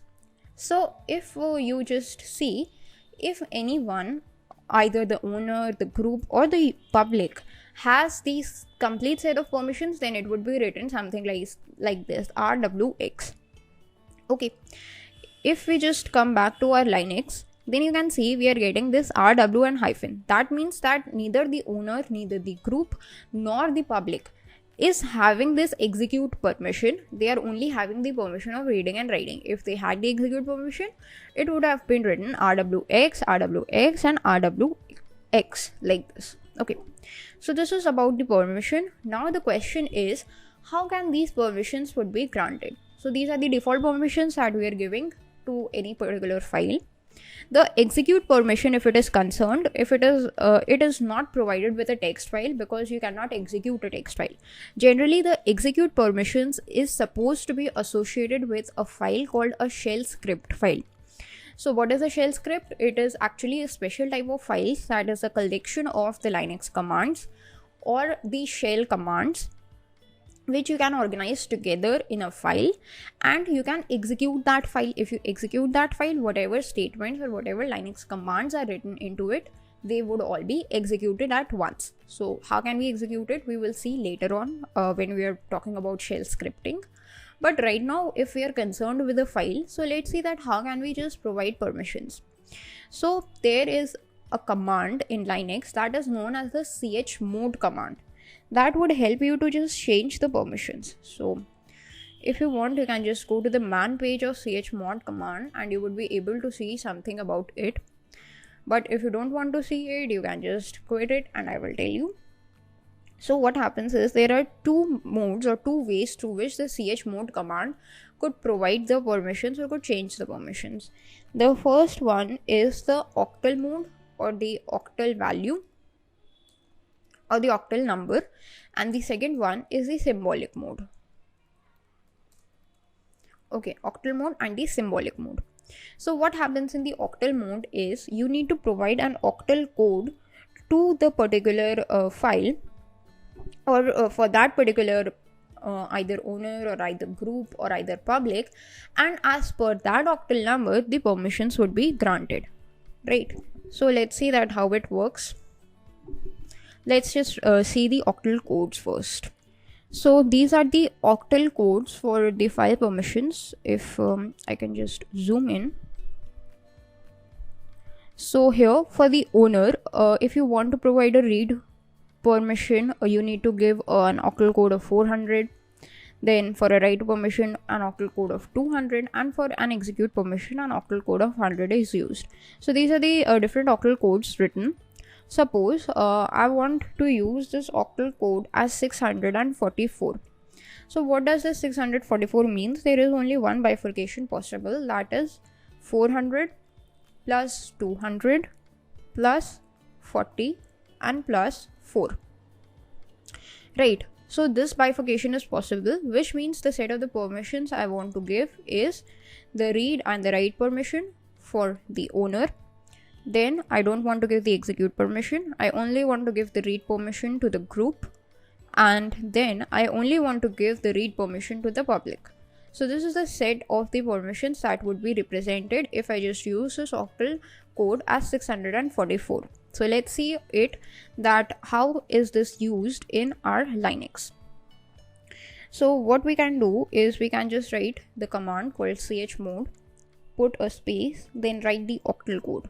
So 644 was our octal code, and then you need to specify the name of the files. Now you can specify any number of files with a space separated by space, but I want only this to be changed for myfile.txt. So that's myfile.txt. I press enter.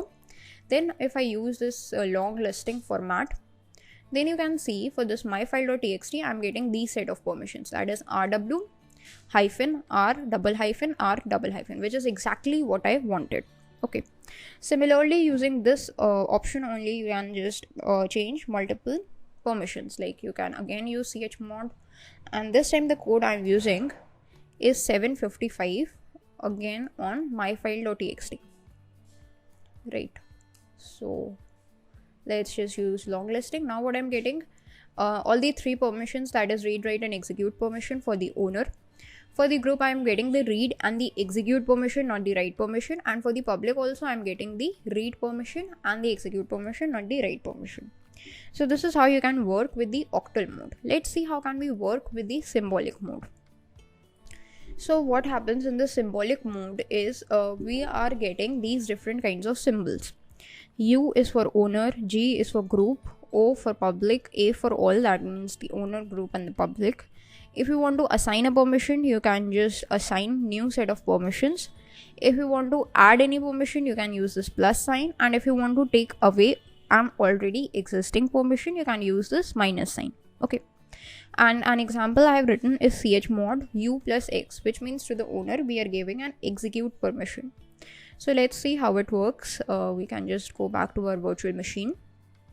Here we can see that this myfile.txt is already having this execute permission for the owner, but it does not have the write permission for the group and for the public. So what we can do is, we know that for the group we have represented it with a letter called G. So we can provide a write permission to the group. So we can use chmod G, that is for the group. We want to add a permission. What permission? We want to add a write permission to the group. And for which file? The file name is myfile.txt. You can press enter and then you can use this long listing. Then you can see this write permission is being added for the group users, okay, group of the users. So that's how you can work with the chmod command to just play with the permissions, to just execute different permissions between the owner, group and the public. So in the next video we will be looking at the VI editor. So VI editor is what we are going to discuss in the next video.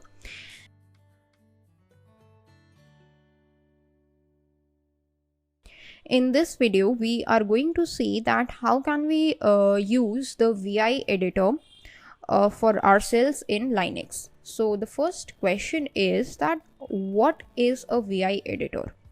So actually the VI editor is a text editor that is present in the Linux operating system, and being a text editor means we can write any text, we can just use this editor to manipulate any of the texts, etc. Okay, so what happens, that is how can we work with the VI editor? We can work either with the new files, that is we can just create new files, or we can just manipulate the existing files using the VI editor.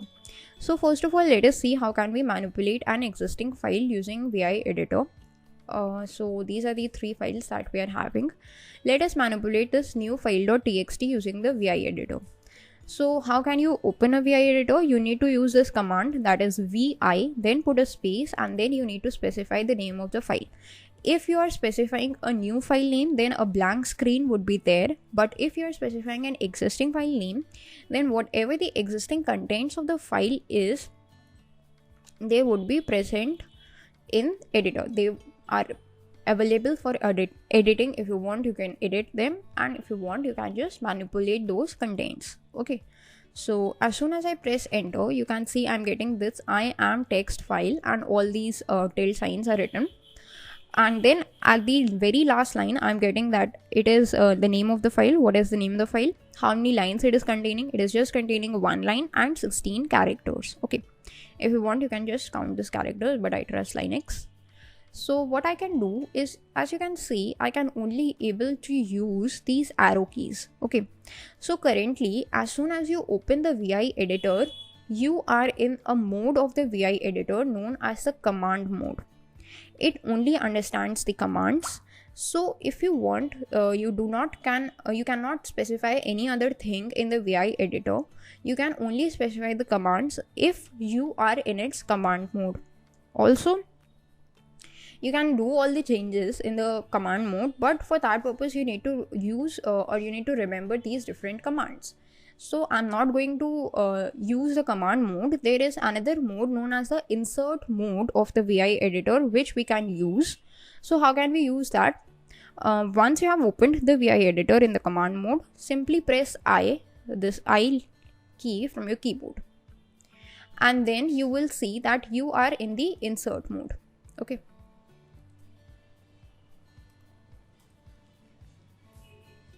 just a second. And you can just write all these letters because you are in the insert mode.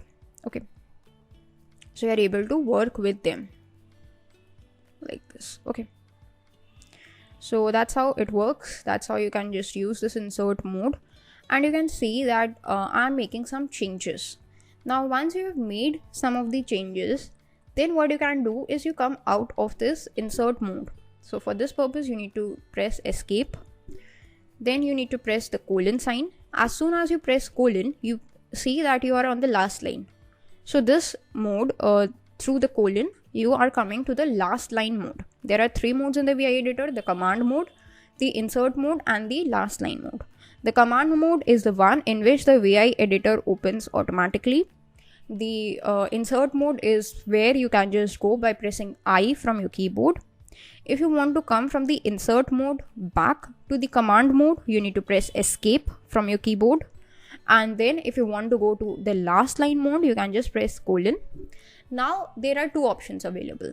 One is that you can make the changes, you can just save the changes that you have made into your file, or you can just leave it like this. If you want to save the changes, just press WQ and press enter. Now if you just use this cat command to see new file.txt, then you can see all these contents are present in our file. Okay, this is the changes that we made in our file, so all these contents are present. But what if you had not saved those changes? So let's see how can we just work with it. That is how, if we do not want to save some changes to our file. So let us again open this file, myfile.txt, in the VI editor. Let's go to the insert mode by pressing I, and let's just make some changes. Okay, so what I'm going to do is I'm going to just write something like this. Okay, and then press escape. Now we are back in the command mode.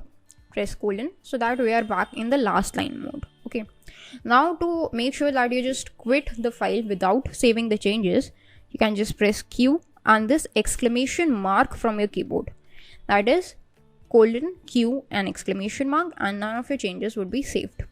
If you just view its contents, you can see whatever changes we made are not present in this file. So that's how you can just work with the VI command or the VI editor, and that's how you can work with these different commands. Okay,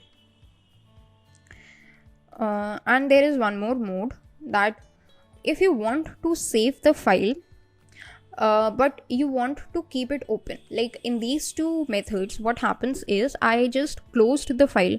Either I saved it before or I didn't save it. But what happens if, let's just open it again, let's just go to the insert mode. So I have made some changes in this line only, and I am some file, let's just add something. Okay, so this is some of the changes that I have made into the file, and now what I think is I can just save these changes, but I want to again be in my VI editor only. I want to keep the VI editor open, and I want to save the changes that I have made to these files.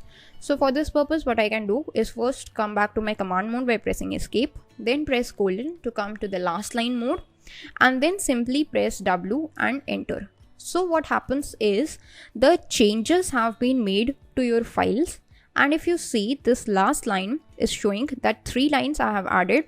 And how many characters I have written? I have written 56 characters. If you want, you could just cross check it, but I trust Linux, so I'm not going to cross check it. So what happens is the changes to the file have been made, but still it is open. So that's how you can just work with the VI editor, and there are other editors also available in Linux. But why are we choosing this VI editor? That is because it is available usually in all the Linux distributions. So it doesn't matter if you're using Ubuntu or Fedora or Red Hat Enterprise, whatever you are using, you are able to use the VI editor. It is kind of a universal editor for Linux. And it works in 3 modes: the command mode, insert mode, and the last line mode. So if you are comfortable with learning commands, you can just work with the command mode. But if you don't want to learn all those commands unnecessarily, then you can just work very simply using the insert mode. And when you are using the insert mode, it becomes very simple task, because the VI editor just acts like a normal text editor.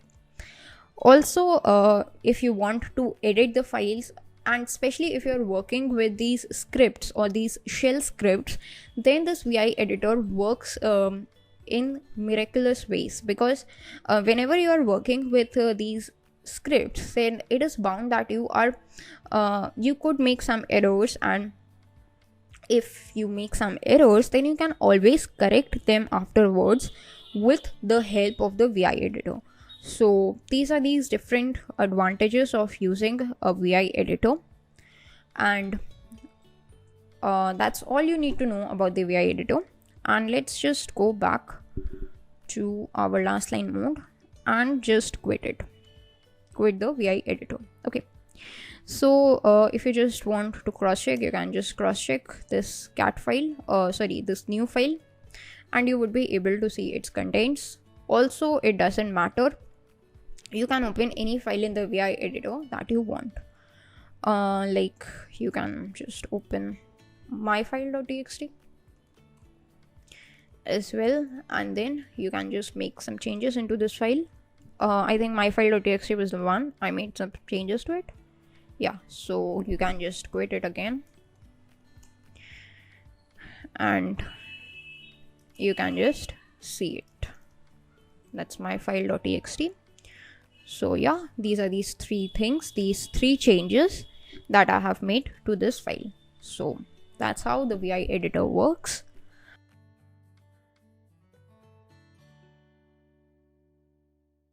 In this video, we are going to see some more about the VI editor. So if you remember, in the previous video, we started with the VI editor. We discussed some stuff about the VI editor, the basic stuff.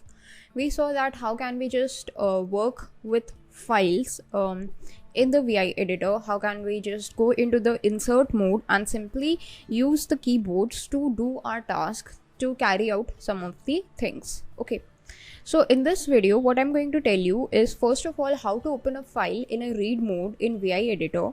Now when you open a file in the read mode, then that file can only be read from, it cannot be modified, right? And once you have opened a file in the read mode, you just need to close it. And so I'm going to tell you some methods through which you can close the file.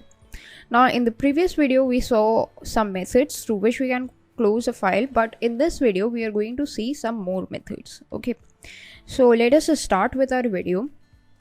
So I have got a file. I have already created a file that is named as linuxfile.txt. Currently I'm in my documents folder. So before typing the vi command, let us just use this pwd, so that this is my present working directory, which means from my home directory I am in my documents folder, and in this documents folder I have created a file called linuxfile.txt. So if I open the VI editor in the read mode, so I need to provide an option or a switch, that is -r. So we can say that vir means that the VI editor will open the name of the file which I will be specifying to it in the read mode. Now there is a prerequisite for this, that the file must exist, otherwise it would result in an error, because if the file does not exist, then you need to create a new file, and for that purpose you need to provide write permission to the file. Okay, so when you are opening the file in the read mode, the file must exist, as it is existing in my PC, that is linuxfile.txt. So let us just type linuxfile.txt. So you can see we are getting all the contents of the linuxfile.txt in front of us, and at the very last line you can see that it's the name of the file, and you are getting read only. That means you can only read from this file, you cannot just make any changes to this file. And there are a total of 22 lines and 5028 characters. So this information you can also obtain from a command called wc, right? Now how can you get out of the VI editor? Is by pressing the escape :Q and exclamation. Okay, now let's see the other methods of coming out of the VI editor. You need to go to the escape, you need to press escape, then you need to press Z with the shift key. Okay, so let me show you once again. We are in this VI editor, right? Now what happens is, if you are in the command mode already, then you do not need to press escape. But if you are in your insert mode, you need to press escape, and after that what you need to do is you need to press the shift key and then press the Z key 2 times. Then also you would be out of your VI editor. Okay, so that's another method through which you can come out of the VI editor. Now let us work once again with the VI editor. This time what I'm going to do is I'm going to open this linex file.txt, but not in the read mode, in a normal mode. That is where I can just modify some contents of the file if I want. Now currently I'm in my command mode. I have not transferred myself to the insert mode. That means whatever changes I want to do in my file this time through the VI editor, I have to do it via the command mode. So let's see that how this command mode works. First of all, the basic operations are, suppose the operations of the arrow keys, like you want to move up, down, on the left, on the right. You can see that by using the arrow keys also you are able to do that in the command mode. But for the command mode, the VI editor offers us some special keys which perform this exact operation. So why use the arrow keys if we have got specific command keys for them? The command keys are the letter K. What will it do? It moves the cursor by one line up. You can see this.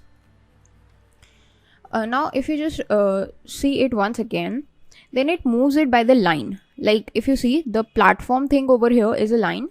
So if I press K, so what is Linux is actually a line. It goes there. Then I press K, it goes to this platform thing. Then I press K, so it moves to the starting of this line.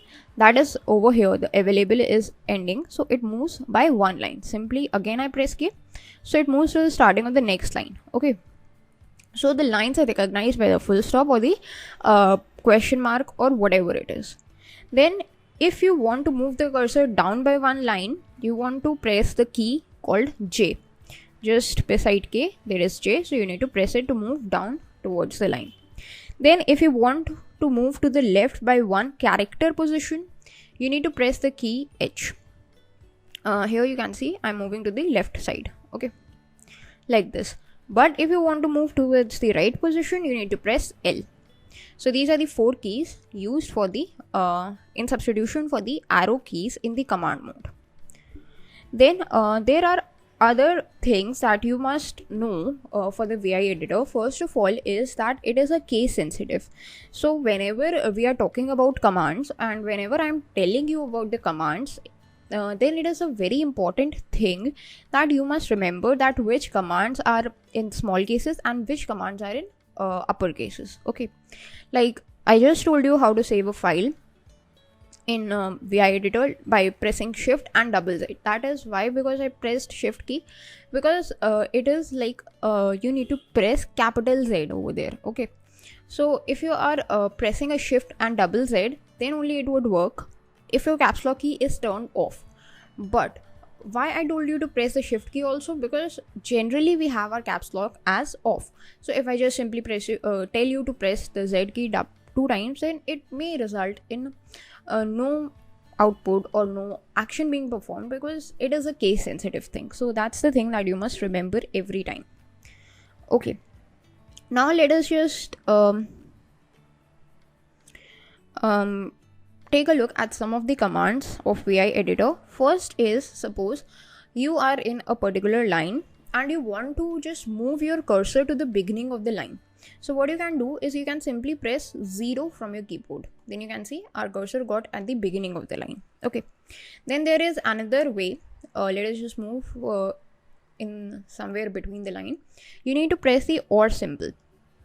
That means what you need to do is you need to press the shift key and the key that is just above your enter key. So that's the OR symbol. And again you will get back towards the beginning of your line.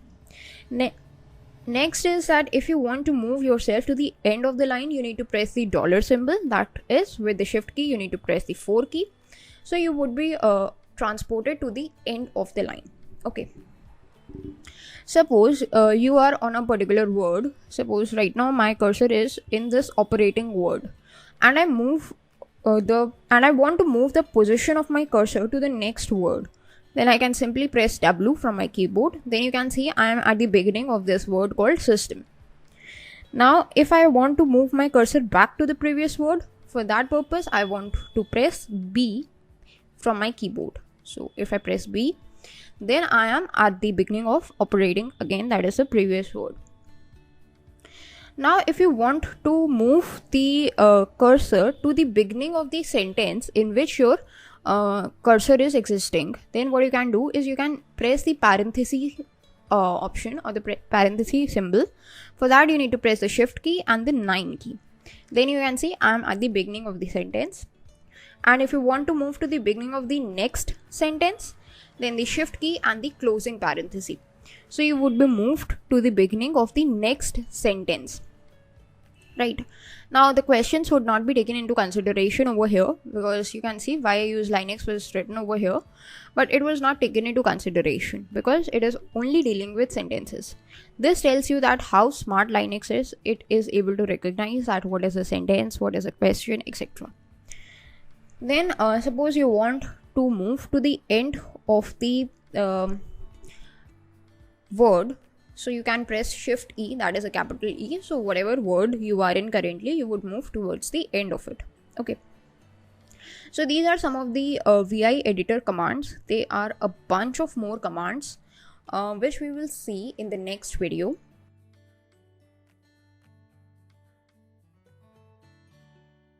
In this video, we are going to continue our discussion about the VI editor. In the previous video, we saw the various commands through which we are able to navigate our way in the VI editor's command mode. We saw that how can we move on a line by line or a word by word basis. Now in this video, what we are going to see is we are going to see some of the more movement commands. That is, how can we move once we are in the command mode. There are a bunch of commands available. Then after seeing them, we are also going to explore that how can we just edit the sentences or edit the contents of the file while we are in the command mode without going into the insert mode. Okay, so let us start with our video.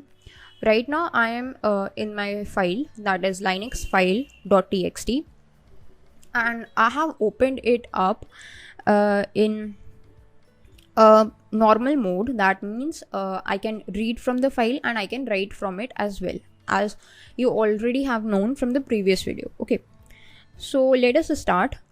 We have some commands that are used with the help of the control keys. Okay, so if you try to use these commands, you need to just make use of the control keys, and then with the control keys you need to press the particular key to make sure that these commands work. So the first control command we have is control D. What it does is, whatever the contents of the file are, it moves them forward by half a screen.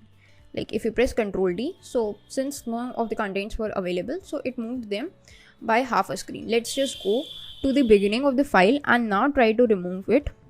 Just try to move it. So control D just moves the content by half a screen at a time, like this, you can see. Okay, so this is the usage of control D. Next we have is control F, that moves forward by one full screen. Okay, so control D moves forward by half a screen, but if you use control F, it will just move by one full screen.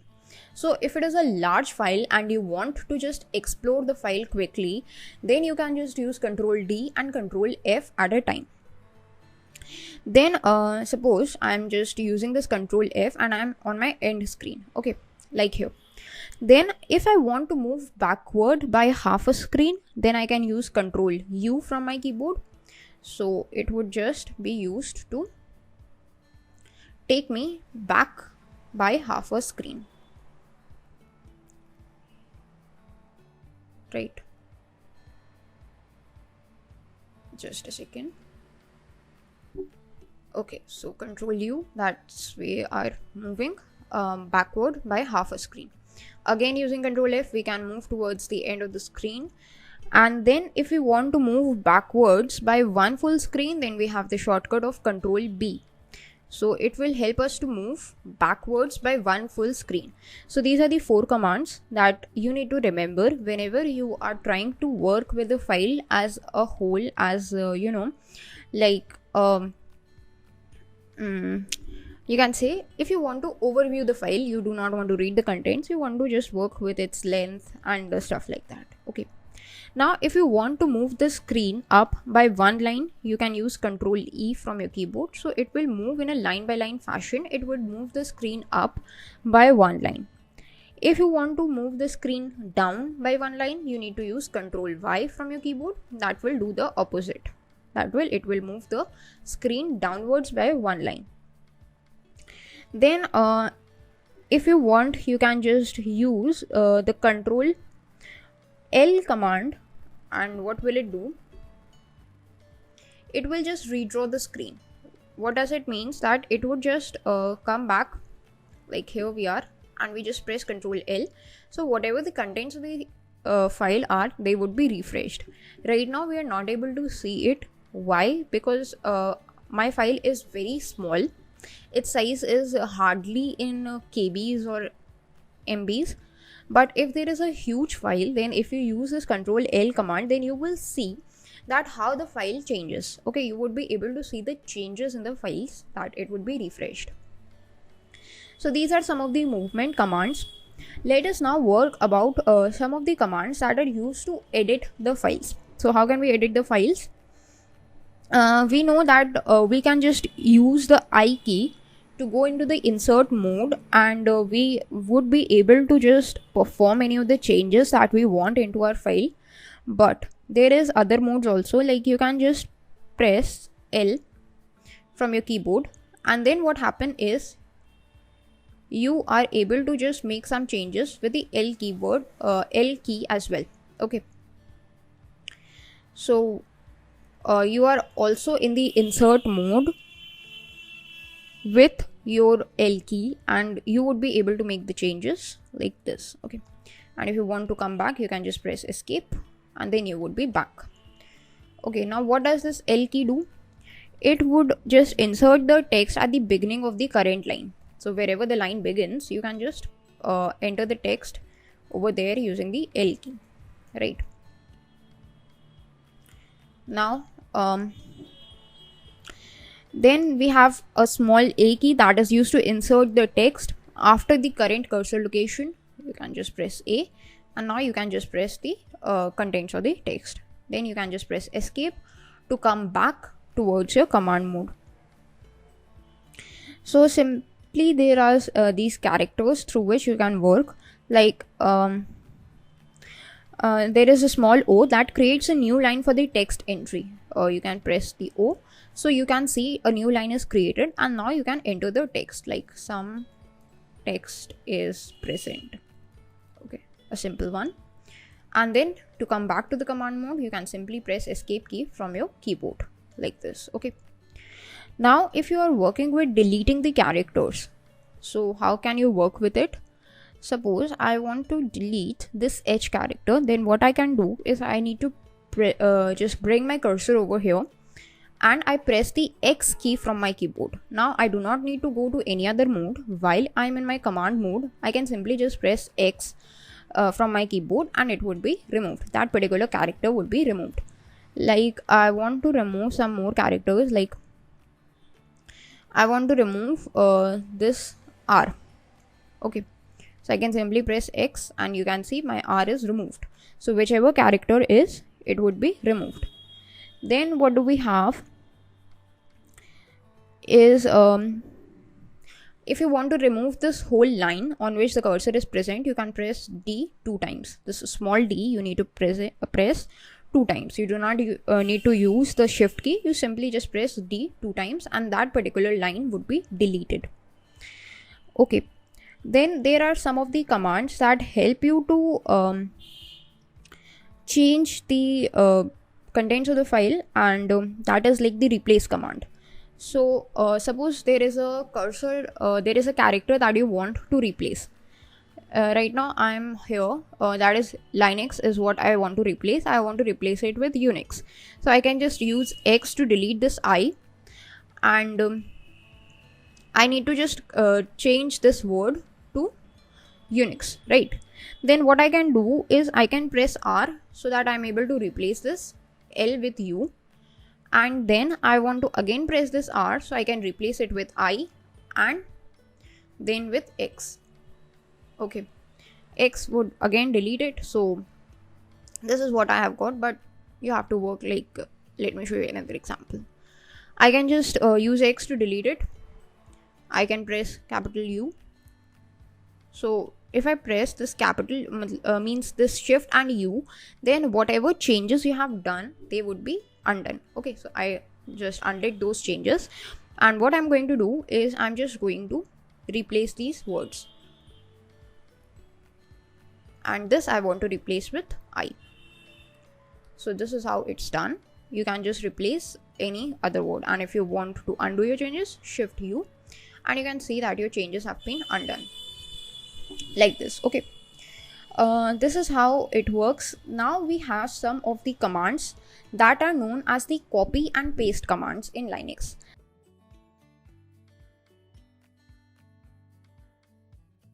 In this video, we are going to continue about learning commands for the VI editor itself. So the first command we are going to see is the copy command.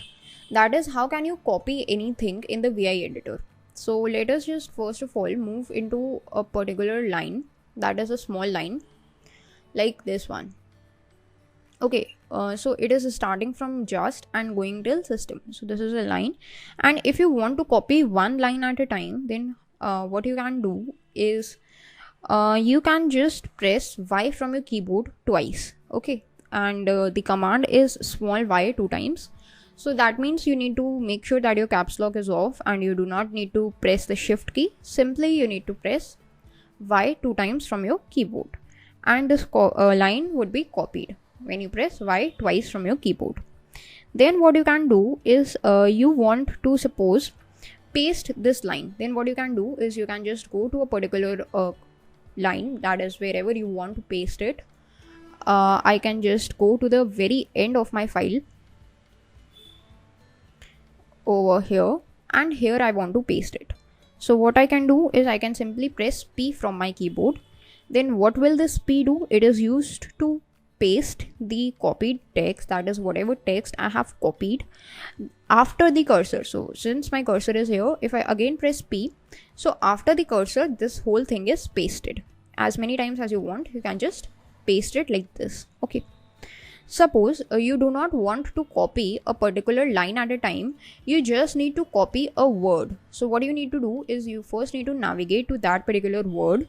Suppose I want to copy this word called Linux.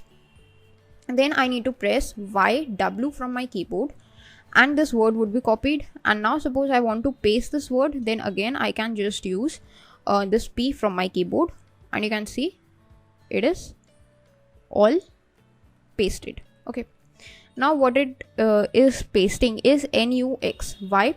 Because whenever I just used this paste command, what will this copying command, actually when I am trying to copy it, then if you want to copy the whole word, you need to be present at the starting of that particular word. Then only this whole word would be copied. Otherwise, what does this YW command says that when you press me on a particular word, then I will copy the word from the current cursor location to the end of the word. So if you want to copy the whole word, you need to be present with your cursor location at the very beginning of the word. Like if I want to copy this Android, now I can just I'm just present at the starting of this word Android. I can just press YW from my keyboard to copy it, and I can just paste it anywhere that I want. So what I'm going to do is I'm going to paste it here. So P, you can see whole of this Android is copied and pasted over here, right? So this is the copy and the paste commands. That's how you can just copy a whole line or a single word from the VI editor using the command mode, and you can paste it. Now there are some of the commands, some of the miscellaneous commands that can be very helpful whenever we are trying to work in real time, whenever we are trying to edit our text. One such command is this tilde sign. So if you remember, the tilde sign is something that is present just above the tab key on our keyboard. So what does it do is, if you just press this tilde sign, then what happens is whatever the word is, that is wherever the cursor is there, it just toggles its case. Like you can see O was small and now it is in uppercase. If I again press this tilde sign, now this O's case changes and it comes back to the lowercase. So it is used for case conversion like this. You can see you need to just use the shift key while pressing the tilde sign. Then this whole thing would be done like this, in this way. So you would be able to just toggle the case. Now if you just again want to do the reverse, then you can do that as well. Okay, so that's the purpose of the tilde sign, that is used for case conversion or case toggling. Now suppose you are currently in this file and you want to get some information about the file, that is its name and its status. Okay, so what you can do is simply press Ctrl G from your keyboard. You will be able to get the name of the file, which is linuxfile.txt, and its status is modified. Why? Because of course we have made some changes into this particular file. That's why we are getting the linuxfile.txt and the status is modified. Okay. Now, suppose you want to just join the lines of the file. There are some of the lines that you want to join. So there are these two lines that I want to join. I can simply press J and the lines would be joined with one another by pressing the J. So yeah, you can just join many of the lines together with this J command. Then what you can do is you can also, if you want, you can just rename the file as well. Suppose currently my file is linuxfile.txt. If I want to rename it while in my command mode in the VI editor, how can I rename it? For that purpose, you can simply press the colon F and then you need to provide, after a space, you need to provide the new name of the file. So let us just name it as linuxmodified.txt and then you can press enter. Now you can see is linuxmodified.txt is the new name of our file. It's modified and it's not edited. Why is it not edited? Because we have renamed it and after renaming it we have not performed any changes. Okay, so this is how you can rename the file. Then what happens is if you want to open another file, currently we are in this file and if I want to open another file, then how can I open it? So for this purpose, again you need to go to the last line mode by pressing the colon key. Then you can press E, small e from your keyboard, put a space and here you need to specify the name of the file that you want to open. In my case, the file I want to open is, I think, named with new file.txt and press enter. So I hope this would be opened. Okay, actually this is not opened because first of all I need to just save my file.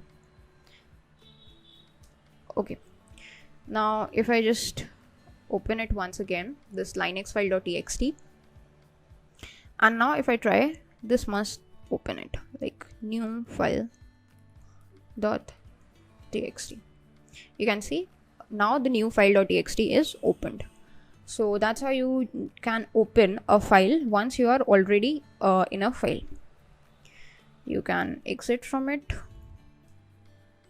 and again let's just open the linuxfile.txt. Okay, now suppose you want to work with like some of these searching commands, like you want to search some particular things in a file, then how can you do that? So you can just use this caret symbol. So what will it do is, if you just press this caret symbol, it would just take you to the beginning of the current line and you can now search for the particular pattern at the beginning of the line, right? Okay, so you can just press the caret symbol, which is present just above this 6 key. So you need to press this shift and 6 to go to the beginning of the line. If you want to just work with these characters or these patterns, then you need to remember about the regular expressions. you need to just work with the regular expressions, then you would be able to work with these characters. So this is how you can just work with these files, with the various files that are present in the VI editor, in the command mode of the VI editor. These are a bunch of commands that are available with you, but they are not all of the commands. There are plenty of other commands that could be performed with the help of the VI editor. There are plenty of other operations that are possible through VI editor, but we are covering them till now only those commands which are extremely helpful. And if you are able to remember all these commands by heart, then you would be able to do all of the basic stuff that a text editor can do in the VI editor's command mode. So that is all that you need to know about the VI editor, and thanks for watching the video.